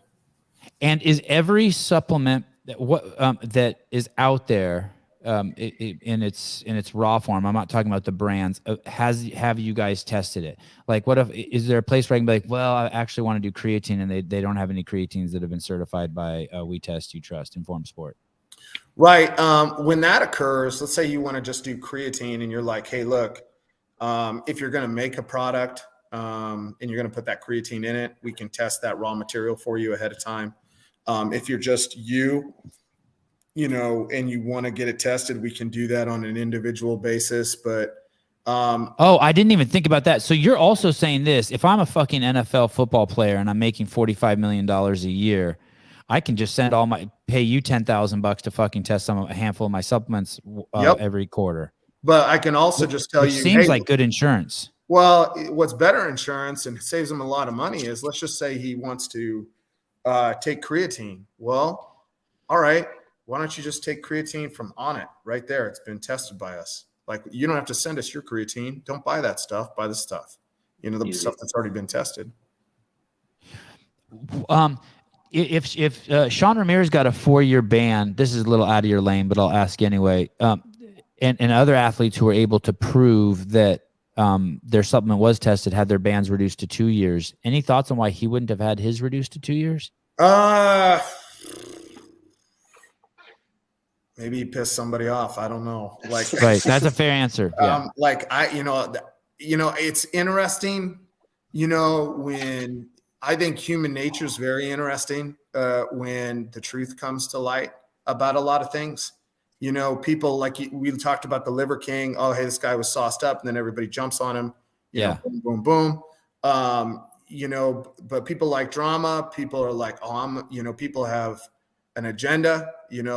Things are sometimes political, but the truth is a very interesting thing. It's penetrating, and people act when you tell them the truth, and they can't hide from the truth. People start doing weird things. So why he got 4 years instead of 2, I don't know. Maybe you should ask them. So, yeah, we can ask them in the next press conference, Andrew. Hell yeah. No, they will not see that coming. Like, wait a minute, wasn't that 4 years ago? Okay, I really appreciate you coming on. I feel like we turned over a lot of stones. Andrew, is there anything else you want to throw at him before we? Cleared up a bunch of stuff. The big one that I wanted to get across would have been the NSF stuff, and we did that within the first 2 minutes. So, Cool. Yeah. I've just heard of an NSF certified product that has been since proven to be tainted, and I was like, huh. Okay. Okay. Yeah. What do you mean, Andrew? You mean I don't know how much more I can give on that, but is it was public? You can say whatever you want. I can't say very much, but you can say whatever you want. Is it I know. public? Well, I can and I can't. It's not public. But basically, you're saying is you heard a story of a supplement that had the NSF certification, and that then was sent to a lab, and it was like there was ostarine in it. There was something in it. Interesting. Yes, and then at which rate that's kind of the hey, go take this because it's been third party tested. And I guess you could just go through the Sean Ramirez route at that point if you got all your ducks in a row. Right. That's what I'm hearing. Are you going to make a video on this, Andrew, that we're eventually going to see? Yeah, as soon as I have the green light. No green light yet, as you can tell. There's a yellow light. Hey, you're pulling me into this traffic. It's a yellow light, man. It's a yellow light. Slow. Andy, why aren't you on social media? Why are you so difficult to? Why do we have to know someone who knows you? That's by design. They work me a lot, so I'm always busy. I grew up in a really rural part of the United States, so I'm just kind of a private person, I guess. I'm on LinkedIn. I don't even know if that even counts as social media, but went to University of South Dakota. That's where my family's at. Oh, really? In Vermilion, huh? Yeah. I got a family in Yankton. Vermtown. You bet. Yankton. Yeah. Did you know that was the home of Yankton College where Lyle Alzado went to school? Wow. No, I did not. Yeah. Wow. Yeah. Speaking of steroids. And it's now a prison. His old college is now a prison. No shit. Yeah, I think it's a prison. So hey, that says something about the state of the building. country, right? They're turning educational institutes into places to incarcerate young men. If that's the building I'm thinking of, it has like a 3-foot fence, and it's like a low security prison that the prisoners could literally just walk off as they. They probably have them out there mowing the lawn and stuff, and for sure. Picking up trash around town, come back at 5. Exactly. So it's South Dakota. There obviously has to be. Devesh is asking basically what is the protocol. There's obviously some protocol so that people can continue to use the Informed Sport third-party testing on their products, right? It's not like test once and then you're good to go for the next 20 years. No, that's a great question. Every time a product is made, it's tested pre-release. That lot, once it passes our test, that lot number is then put onto the website and onto the app, and it's allowed to be released into the marketplace. So that's ongoing, no matter what. And when you say lot, that's my wife bakes a batch of cookies. Those are tested and then released. And then the next batch of cookies also has to get tested. Right. She makes another batch. We test it before we let her serve them. Awesome. So. All right, brother. Thank you so much for coming on. This was great. I think a lot of people are really going to appreciate this. No, I really enjoy it. This has been great. And if you guys ever need anything or you have any questions or whatever, just holler at me. I mean, now you know how to get a hold of me, but yes. Yeah, I know. I thought that was funny. I told a couple of friends of mine, I said, yeah, this guy said it was really hard to get a hold of me. And they go, yeah, it is. You're like the only dude that's not on social media, you freak. And I was like, man, I just don't have time for it. I don't care. Good for you. Yeah. You shouldn't care. Who cares? I know. I like meeting people though. So that's kind of the detriment is I don't get to meet, people, but luckily I got to meet all you guys. So glad to meet you too, brother. You bet. Let me know if you need anything. Thanks for being here, Andy. Oh, yeah. Thank you, Andy. Thank you. All right. See you guys. Bye. Bye, dude. That was cool. What do you think? What? I think we should start a supplement company now. I don't. That's what I took away from it too. Yes, as soon as possible. A horse supplement company. This isn't. Well, we already have our marketing plan. This shit isn't clean, and you'll never look like us. What about hole in the wall supplements? hole in the wall supplement. Yeah, it's like the Russian that's put the hole in the Oh, wow. I like that. I like That's that. my idea. We need an Putin. acronym. It could be called the Putin. That's the name of our. That's the name It'll of just our. be called. It'll be called Good Luck Supplements. It's like, what does that mean? It's like you'll never look like me. Yeah. Ooh, And it'll just be a 4-leaf clover as the logo. That's our it's tagline. good. It's good. Good. Yeah. It'll be it's got to be a different color than green. I went down the rabbit hole yesterday of looking up the definition of daddy issues. Oh boy. What do you got? It's just fascinating to me how many people don't have any leniency for the Liver King. Like all of a sudden treat people the way you want to be treated is thrown out the door. All these health experts and people who claim to be health experts on the internet, obviously their desire to help people has limits, right? As soon as you see someone, I mean, clearly the Liver King has some sort of fucking mental health issues. I watched Joe Rogan's thing. Joe Rogan tries to watch the apology. Liver King says, and he never even gets to the end of the apology. And he says he'll never have Liver King on, and yet he spent fucking 10 hours talking about him on the internet. And it's just like everything is so hypocritical might be too much, but it's also inconsistent. There's no, and people keep going back to saying, well, he lied. We've already established that. Of course he lied. What do you think it is that makes you think the way you do about this topic and makes everyone else do what they're doing? Don't say daddy issues. There's got to be something else. There's a or you can say daddy issues. I mean people feel validated by stepping on other people. I mean, at the deeper levels, people feel validated. They obviously feel hurt. There's something that they're going through where they feel, instead of looking at themselves, they're insistent on looking at him. And there's also these people probably at some point have a chip on their shoulder because they came clean. Because it's Sevan's friend. Maybe it's easier for, maybe that's a definite component of it. Maybe it's definitely mommy issues. It's not daddy issues. It's mommy issues. Maybe it's a component of it. And I'll just give you in the nutshell, the daddy issue thing. It's you're a young boy. You were hurt by your dad at some point. You carry that with you. And throughout your whole life, you put other men on pedestals trying to fulfill that void, but always setting those men up for failure so you can keep reliving the cycle of men who upset you and who don't live up to your expectations. I disagree, Nick. I disagree completely. I disagree. Getting caught, then admitting is not coming clean. I disagree completely. And then not only that, let's say you're right. Well, then what's the end goal? What's the end? What does he have to do? What does he have to do? I don't know. I don't know. Damned if you don't. Like I don't think I'm perfect. That's maybe why. I don't have a I only try to control what I can control. I only try to control me. I think that's the pathway to happiness. I think that's the pathway to being an alpha male. I think that's the pathway to being strong. I think that's the pathway to being a good example. And when you go down this path of there's this other argument that like, hey, he's really upset a lot of people and he's misled a lot of kids. Dude, I could say that about any of those fucking people. I was in a fucking restaurant the other day and ESPN was playing commercials where Joe Rogan got his start through the UFC and that kind of shit.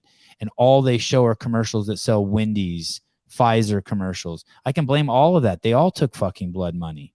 And they do it knowingly, and they still haven't apologized. Yeah, and that's another reason. He freely admits he's on TRT and he says he has no issue. Of course. And that's why also maybe he should have more compassion and see the difficulty in admitting it. Yeah. There's nothing more someone can do at that point. Would there be a similar apology for banging your friend's mom? You get caught. I mean, what are the options? What does he have to do so that you can let go of the fact that you're upset at him? There might be a threshold for how many times you can forgive a person. And even then, once you like decide to stop forgiving them, you can probably just be like, all right, they're going to do their own thing. I just know what to expect at this point. So let's say he takes steroids, all right, and then he lied about his apology, all right, and then he does something else. It's like, all right, this is what the Liver King does. We get it. I'm just gonna like let it filter through my head the way I want to. Let me tell you. Seem to be very upset. Like, let me tell you a story. Like when you stub your toe, what are you gonna do with it? I had in a previous life, I had 2 girlfriends, and one of the girlfriends, maybe 4 girlfriends, maybe 6. And one of the girlfriends at the time took my I can't remember exactly how she found out, but I think she went through my emails or my text messages or something, and she found out about the other girl. And I felt this immense sense of fucking relief, and I felt bad for her because then I was free, and I was like, I'm never doing that again. And I'm like, God, I'm so sorry you have to go through this, because then now it's on her. Now she's hurt and I'm free. What were you going through up until that point? What were you going through up until that point? How long was it going on for? And like, what was your headspace about the 2 of them? I thought that in order to keep them both, I needed to lie to them. I needed to hide them from each other, which I quickly learned you don't have to do. And so I was relieved because I no longer had to lie, but I felt horrible because now they were in pain. The implied message from the Liver King is live a life like me and you get the results I have received thus. When you deny it multiple times and then justify his usage in the apology. You call it justify. I agree with what you're saying, but you call it justify. And first of all, you look at the origin story of why he started it. And I was trying to get him on the podcast before he was the Liver King and doing that, because I heard about this father out there who had completely changed his lifestyle to save his kid from autoimmune diseases. That's how I was originally trying to get him on my original podcast, was called Meet the Parents. And I was told that he was really shy and uncomfortable and had never talked publicly and was really, quite insecure about speaking publicly. And so he comes out, and at the end, he basically says, and hey, do you not think that the vast majority of these people who are on steroids are grossly insecure about their bodies? Do you think that they're, like he said, hey, I have really low self-esteem at the end of that. He said, I have really low self-esteem at the end of that video. And that's why I did all this. I picked up on that in those emails. I made that video on him. The big thing I picked out is that he no less than twice or 3 times brought up the fat on his lower back. Yeah, that's nuts. But there's a ton of men like that. I'm not asking you to justify it. I'm not saying that he didn't lie. I'm just saying, what if the people, what would the role model have been if Joe Rogan would have been compassionate to him? Then what would the message have been to society? What if he would have taken the high road? I suppose that's a double-edged sword, because the one route you're saying take them down, no compassion, and on the other route you're saying we will all forgive you no matter what you do. I'm terrified of my back fat at the beach. I'm so glad I can't see it. All the mirrors in my house are only there. Slivers, they're slivers. He has mental health issues. Sevan should sponsor an awareness 5K walk. Yeah, anything. No. A barbarian. You got to sponsor a barbarian, if you even know what that is. It's a Liver King thing. Okay, here we go. Let's be honest. The Liver King's whole deal is that he lives an extreme lifestyle. I'm going to let that slide, but I see where you're going. I don't know if I 100% agree, but yeah, okay, let's go with that. That results in his phenomenal body. Then it's found out it's a well thought out lie. He gets what he gets. No. Sure. I agree. I'm not going to argue that he gets what he gets. I'm arguing the fact that it's not best. That the way people are reacting only hurts themselves more. I'm guessing that I'm arguing the fact that hating on him, the way people are, especially high profile people, is not good for themselves. It's not good for society, and that they know better, that they had a missed opportunity to look at things deeper, and they're not. Yeah, and here's another thing: Rogan should know better. The mob came for him, and then they made him apologize. I thought about going down that road too. I stumbled upon a video also about something about Joe Rogan's health, about something called Palumbo gut or something. Ooh, that's GH gut. Polypism. Yeah, that basically Derek. It's interesting that him and Derek are friends. Derek from Plates and Dates and more dates and more plates, more dates, more plates, more dates. MPMD. So clever. More plates, more dates. Meaning like you work out more and you get more beaver. You know, conveniently enough, I never realized that more plates, more dates. MPMD. MD is a doctorate initial, isn't it? That's completely on accident, I'm sure. And he also is not a doctor, but it's creative and convenient. I didn't think about the Liver King 1 minute in my day until the Sevan podcast. It's not so much the Liver King that needs to be thought about. It's just a tremendous opportunity for people to look at themselves and about what they stand for. It's good point. I keep going back and looking at that podcast, that video that you made comparing him and Katrin, and it's fascinating to me. Half the people did not even get what you were saying, and so they're attacking you. Like you're holding a candle up to read a book, and they're yelling at you that you're an arsonist. Like you're gonna don't light it on fire. Yeah, you're gonna burn the forest down. It's like, no, I'm just trying to read a book. It's like, dude, all he's saying is that this guy stood for something and put his ass out on the line. And what do all these other people stand for? They don't stand for anything except what their sponsors tell them they stand for. This many people and know they'll about switch the from anything to anything to anything. There's nothing better than a friend who's done you wrong. Let me repeat that again. There's nothing better than a friend who's done you wrong.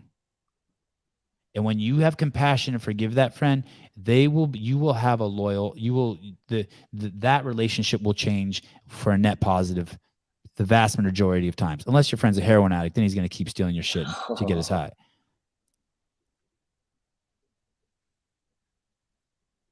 I really want to send you something. I really want you to play it because I think you're going to really, really like it. Okay. It's in relation to everything we're talking about. I'm working on it. To be honest, it's hard to know where Hiller is heading in most of his takes, but I enjoy them anyway. It is that's part of the thing, man. I don't want you to know. It keeps you engaged. They've gotten he's weaving more and more. He's really taking some risks and weaving more and more and deeper what's the word I'm looking for? Analogies. What's the thing? Allegories. Hiller's turning into fucking Plato. Everything's like turning into the allegory of the cave. I like not that Plato, book. not the Plato the philosopher, not Plato like the gushy shit around my back. Plato. Kyle, it sounds like a lot of people stand for honesty, and when someone like Liver King comes out and says he stands for a lifestyle that ends up being a lie, that's the thing. Yeah, I do, but I don't think that you can say that he stood up for a. A lot of people were upset at Greg because they didn't think he did CrossFit. Like they're upset. I sent it in the private chat. Okay, if you're curious, it's funny. I don't know. It's funny. That's the thing. It's wild. I don't. It's cool. It's clear. And I will say this. I want to keep repeating this. What Michael said. I do have a relationship with the Liver King. So obviously, but listen to this. I had an amazing relationship with Katrin too. Oh yeah, we played this on the live call-in show. This is great. Did you? Fuck. Yeah. This is great. Never mind that. No, we can play it again. Let's play it again. I'm gonna go pee while we play it. All right. This message is for the Liver King. Fuck you. You almost had me. I've been watching your videos for over a year now. Eating liver, eating testicles, not showering, not wiping when you shit. And I finally had a breakthrough. Over Thanksgiving dinner, right after I had my 7th deviled egg, I thought, what am I doing? My ancestors were not doing this. My grandfather may have had 3 or 4 tops, but they weren't eating this many. And I told my family, I said, 2023, I'm going ancestral. I'm doing it. And for the first time in my life, my dad was proud of me. And I know that because he put down his Kentucky gentleman and said, son, for the first time in my life, I'm proud of you. And not a fucking week later, it comes back to, you're not natty. I can't even look at a diet plan or a gym membership without feeling absolute betrayal. You are no king. You're the liver bitch. Fuck you. I thought that was so funny. Amazing. It's so well done. It's The so liver well bitch. done. I couldn't tell if he was kidding until the daddy. Hey, that's good for you. I mean, that's your thing, right? My dad Yeah. looked at me and said, for the first time in my life, I'm proud The of world's you. always looking for a scapegoat. Look at this. I guess I shouldn't be surprised. Contextualize COVID. The number of people who died under the age of 45 who got COVID is probably in the United States is, well, let's go under 19 because I know this for sure, is fewer than the number of people who will die falling down the stairs today in the United States. 12,000 people die falling down the stairs every day in the United States. More You people should will remove die. all stairs. Yeah, right. Get rid of all the stairs. More people will die today from falling down the stairs in the United States than kids who've died under the age of 19 from COVID. Caleb's looking it up right now. He loves to prove me wrong. So basically, you take 12,000 divided by 365, and you get 48 or something like that. Right? I don't know if that math's Did right. they have COVID while they're falling? Because then technically they died of COVID. Great question. Great question. The thing is this, that's the part that people are not good at figuring out relative risk or contextualizing things. And I don't know if I've ever said this anywhere. What's happened with the Liver King. Say that again. That drives me fucking nuts. Both of my grandparents died within a week of one another. My grandpa had dementia, and it was like a slow progression to the point where he just sat there for basically a year. And then my grandma, not on Papa, German Polish saying of them, she had stage 3 stomach cancer that she didn't know of until like the last month of him having it, or of my grandpa's 5-year dementia. And they both got COVID. And then a week later they passed and they died of COVID. And it drove me fucking nuts. Yeah. I'm like, I've seen what had been happening with my grandpa for 5 years and stage 3 cancer, and you could you could see her stomach. It like descended one day all of a sudden. It did. And then they had like the nurses come into their house to check on them, and they had gotten COVID likely from one of the travel nurses. Who knows how they had gotten it, but that's what they had passed from. But that's not what they freaking passed from.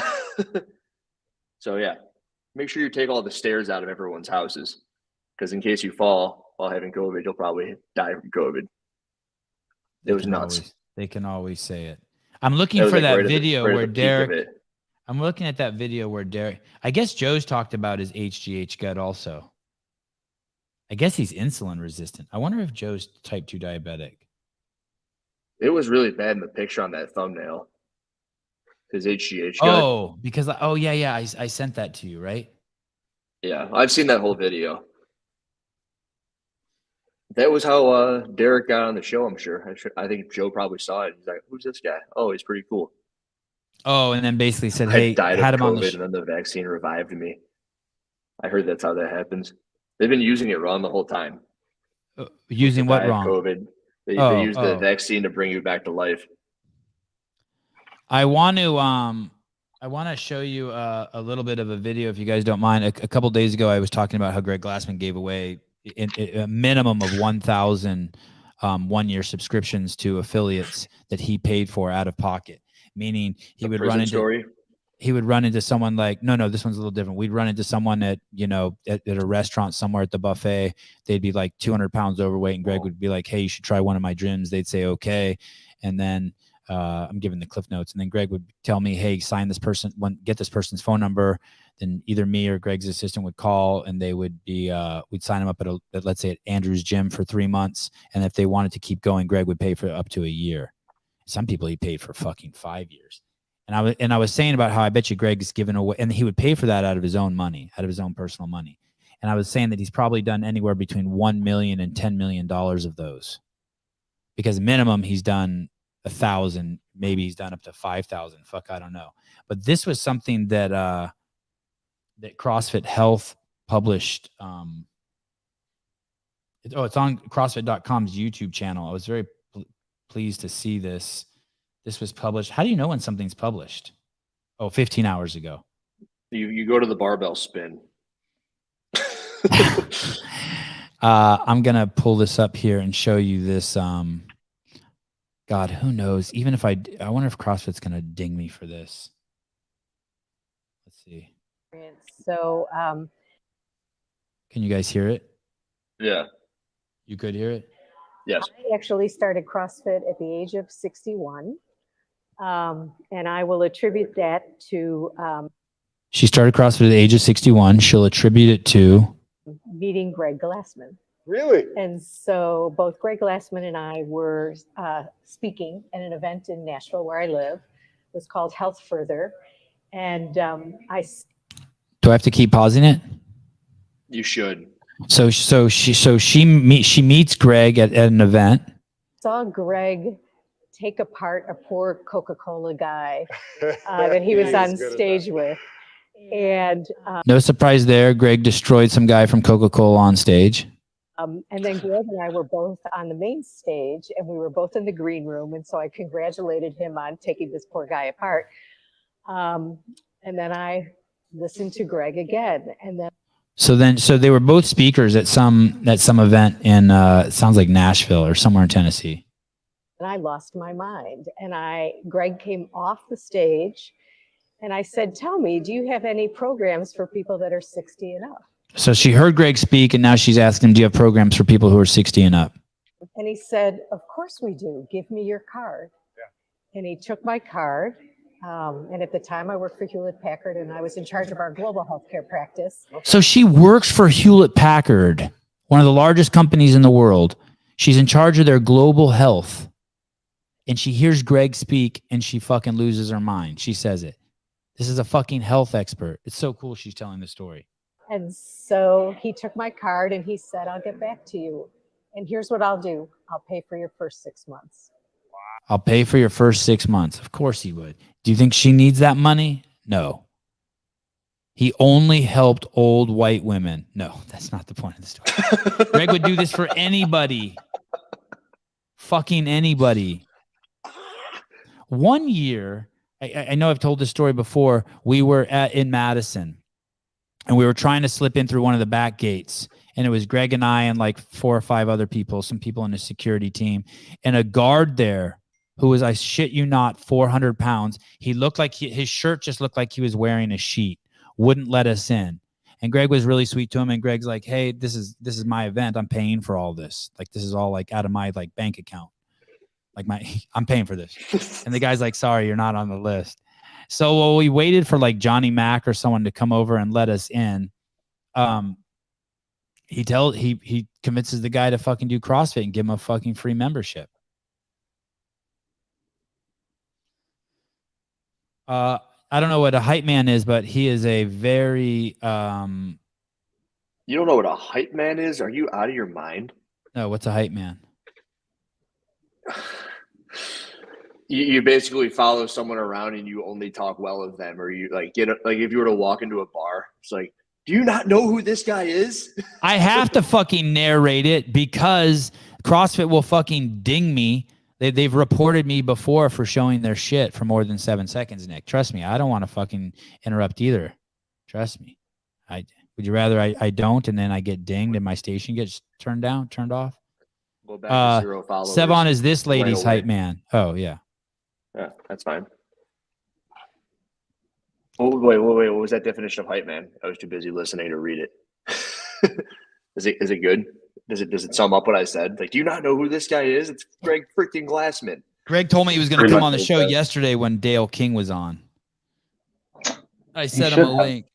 I know that would have been dope. How do you do? How was Greg? Was he on? No, he didn't even. He didn't come on. I know he wasn't on. I know he wouldn't come on either. No, I didn't know he wouldn't come on. I knew he was not on. I checked a handful of times. What was the hype man? Are you bringing that up, Caleb, again, or no? It's a one shot deal. Yeah. Okay. Guys, I love Urban Dictionary. Did you know there's a random word generator? You can just click it and get like a word of the day on here. I love this website.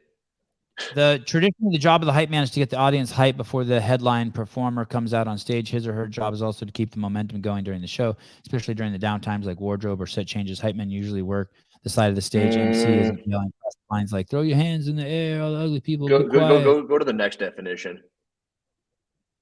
That's not quite how they were using it. Here we go. A guy who blows things out of proportion to start a fight and say things such as "personally, I wouldn't take that." No, that's called a wife from New Jersey. Go to the next.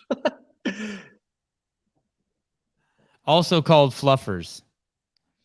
Maybe no. Well, isn't a fluffer the person who? No, maybe. No, Mason, we cannot. No, Mason, we cannot. I appreciate the. What's the definition of the person terrible between? Yeah, those are all bad. You know, in porn, there's a person who's supposed to keep someone going between sets or acts. What is that person called? Isn't that a fluffer too? Yeah. Yes. I think that's a fluffer. They keep all the equipment polished and ready for action. They keep everything polished and loaded. Yes, but between takes, you got to keep it all going. Will Brandt said Greg's listening? message was real and true, so didn't need any juiced mascot to help spread it to be the fastest growing champ. No, isn't that what the CrossFit Games are? The juiced mascot. Drop the mic. Yes, have me commentate the CrossFit Games, please. The boner keeper. Yeah, that's a fluffer. Kenyon said so.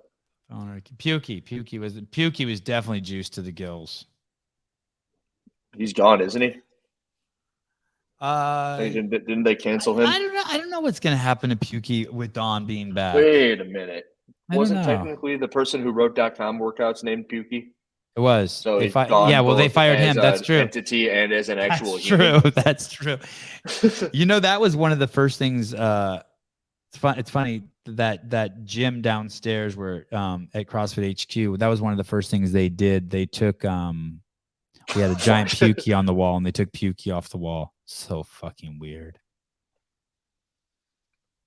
I would do the same thing.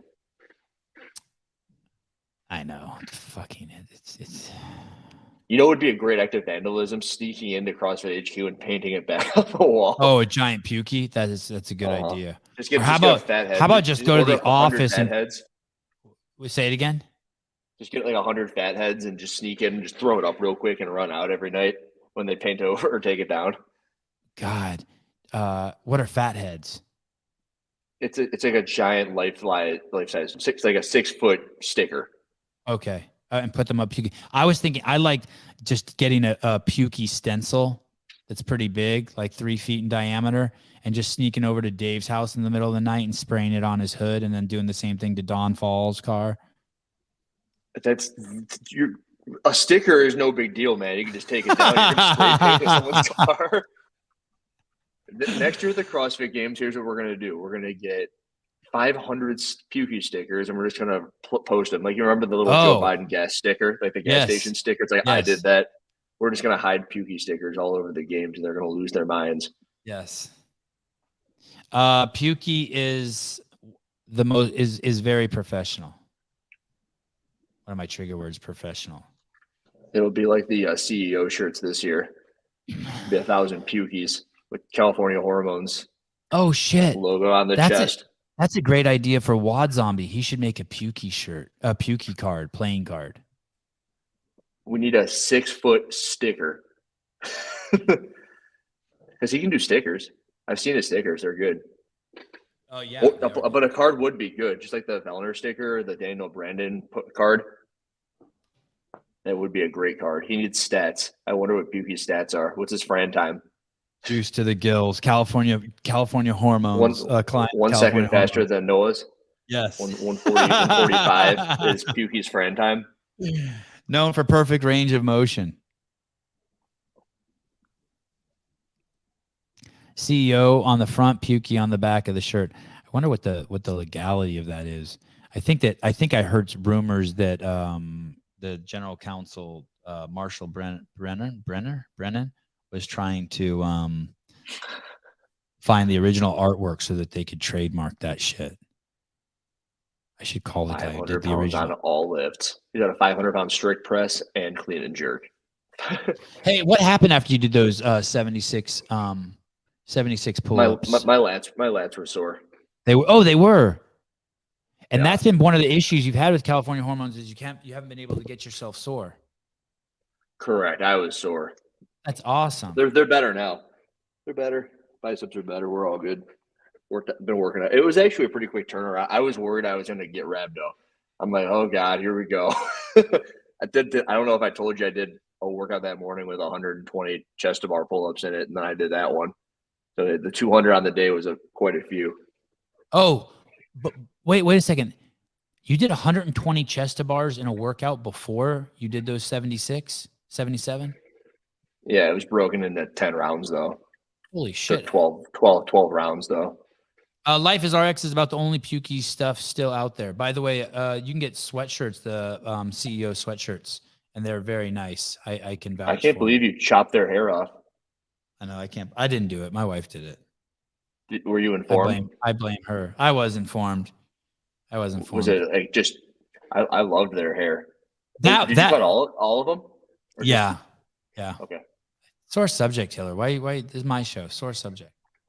Man, that's all you do. We talk about subjects that you don't want to talk about. That if you scroll back down, I will tell you which one is really a nice fitting sweatshirt.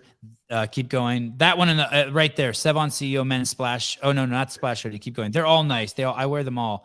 But that one, that unisex sweatshirt, I look buff in that. I mean, no one's told me that, but I think I look. No one's told me that, but I think it looks tapered. Is it thick or is it like Cali thick? The hoodies are definitely thick. The hoodies are definitely thick. It's not thin. It's not thin. That's for sure. God, I hate the Vindicate sweatshirts that I got recently are awesome. Oh, they are? The newest, it's just like the no rep with everything cut out because can't use that anymore. But they're really soft. Let me see. I don't have it in here. Maybe Beaver will bring it up. I cannot stand people who bring their kids onto the podcast. I'm like, dude, no one thinks your kid is fucking cute except you. I can't stand that shit. Me either. What do you mean brings? He's just sitting there. I know, but it's fine. just like no one. What's wrong with him? It's just like it's an issue in the kids like interrupting, but just that one to the top right. That one's sweet. And Alexis stole my sweatpants, so I don't even know what they feel like. That looks used, Hiller. It feels used, but that's a good thing. What is that shit on the back? Bats. It's like a little trail of bats. Oh, that's nice. That's nice. Cool. Don't zoom in, Caleb. Don't zoom in. Why? See how cool? Because I don't want him to see how cool that is. That's really cool. Oh, okay. Yeah, I really like it. It's super comfortable. I was actually in Vegas when he presented that with me, and I was staying with Jeff, one of the judges, and I go, "What do you think of this?" He goes, "That's dope." I'm like, "All right, Travis, we have confirmation. It's cool." Is this really true? Jimmy Kimmel brought his daughter on stage to get people vaccinated? Are you fucking kidding me? Broken in. I don't know anything about that. Who's Jimmy Kimmel? No one you need to know. He's a loser. Matt Burns, I love the boys cut. Handsome young man. Thank you. Yes, let's see it. Yes, sir. What kind of pants you got on today? Are they the dancer pants? Yep. Oh yeah. Most jacked legs on the planet, those guys. Crazy legs. Crazy. One arm push-ups and everything. As RX CEO shirts, athletic cut. I don't know what athletic cut is, but those make me all these shirts kind of make me look buff. They don't hang on my muffin, and they're just like snug on my arms and on my shoulders. Not snug. Snug's not the right word, but then it hangs off of my stomach, so I don't look like a fucking chablito. It stretches out. I had this laundry list of things. I think I sent it to you too that I was going to ask Andy, forgetting that he was only supplements. Right. Which is fine. Laundry list. Tomorrow, who do we have on tomorrow? Do we have Tanner? I had a dog named Tanner. Oh, tomorrow we have on Tanner, Shuck, and then on Thursday we have J.R. Howell on. We're just gonna chat with him and learn about Mr. Howell. So Tanner, then JR, and then on I have nothing scheduled on the 9th. You know what I'm doing on the 9th is I'm speaking to a bunch of guys. Matt Boudreau. I know, but he's not coming on the show. Oh shit. Oh. That's right. We probably have to pull that off the schedule. I'm going to speak at his school to a bunch of boys at his school. Maybe girls too. I don't know. Mine? No, you don't go to school. Schools for tools. Hiller went to school. Who? Hiller. I said schools for tools, and he goes, Hiller went to school. Public school. Chris Birchfield, Sevan, next time a woman tells you have a dad body, you should tell her no, you are Cali thick. No, tell her no, you are Cali thick. Oh, that's nice. Okay. Dude, you want to hear opposite of actually thick? My dad was a dude who didn't wear a mask. He didn't even put up with that, not even for 1 second. And he said he was walking through the grocery store one day. He told me this 2 days ago. I had dinner at his house. He said he's walking through the aisle. He was grabbing some paper plates, and some woman goes, "Did you forget your mask?" And he turns and he goes, "Did you forget your makeup?" Oh, and I was like, Dad. Yeah. I was like, Dad, what the fuck? Oh. Fuck yes. Dad win. And he goes, "You leave me alone, I'll leave you alone." You tell your dad he needs to. I'm really disappointed in him for not being more compassionate. I was like, Dad, what is wrong with you? He's like, "What is wrong with her?" I'm like, all right, new subject. Nice I've reached out. I've reached out to Brooke Entz, and I haven't been able to get in touch with her. I tried too hard. Maybe I should keep trying. But I always think that if I try and people don't respond, that they just don't want to come on the show. Maybe that's just my own insecurity. And then you need to get Bedros on. I know that is I should have done that when I had the blue check mark because I was in communication with him. I dropped the ball on that, but we have a lot of mutual friends. So maybe I'll do that. Who's Bedros? Gym chain owner and businessman. He kind of rolls with like the big dogs in SoCal. What about Friday for a Hiller Fit review show? Don't we have one scheduled? Oh, do we? Well, I'm in. If not, I thought I had gotten a text from either you or Souza about that. Did you respond? I don't see you on the calendar. I'm in. Hey, Mason, that old podcast. Okay, cool, awesome. Friday with Hunter. Let's ask Hunter. Let's get Hunter on. You liked that podcast I did with Brooke. Here's the thing with that podcast. She will just keep talking and talking and talking. And so people got really upset at me at how much I was interrupting her, but I was trying to keep her on track. People either loved it or hated it. I think what happened is she has so many fans and they didn't come to see me at all. So they were upset that I was even there on my own podcast.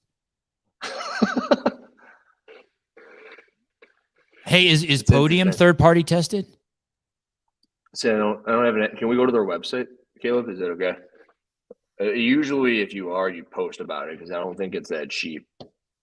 We should have asked him how much it was. I think we did, and he said $1,000 per supplement per athlete, but he didn't give a number for a company. I think it's like 10 or 20 when you start. As I recall, I thought I saw somewhere. There we go, Podium. Maybe about the brand. I don't know, but when I see the labels like that, I start getting flashbacks of Bigger, Faster, Stronger of the guys just making the shit in the garage. When I see someone just like licking the back of the labels and sticking them on the jars, maybe down at the bottom. Oh, about the brand. Yeah, let's go there. Is Podium third party tested? I'm looking. God, you would You think look that there, would, I'll look somewhere else. I'm gonna guess they're on not the because it website. would be front and center. It says right here, Podium products are fully disclosed, third party tested. Does it say who does it? No, I'm looking. Oh, transparency. It's on the front page. Go to the front page and then go to it's on the left side. Up a little bit. Down, down, down, down, down, down, down, down, down, down.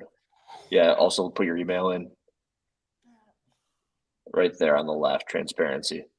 Podium are fully disclosed, third party tested, manufactured using GMP. Oh, But what that's we just different, learned though. is that we know that there's no metal in there. That's good. Yeah, yeah. So that's not okay. So that's very interesting. I wonder why they haven't done that. They know better than that. Well, maybe Unless our they information do, but it's expensive. No way. Andy Holmes isn't a liar. Because GMP. But now we know. We've become more educated. How many people are live on here? 300 people now know. There's no metal. GMP Sodium supplements. stands for good manufacturing practice, and that's basically everything has to go through that, right? Correct. Yeah, However, since- if you were to throw heroin into a pool, we wouldn't know if it's in there. Right.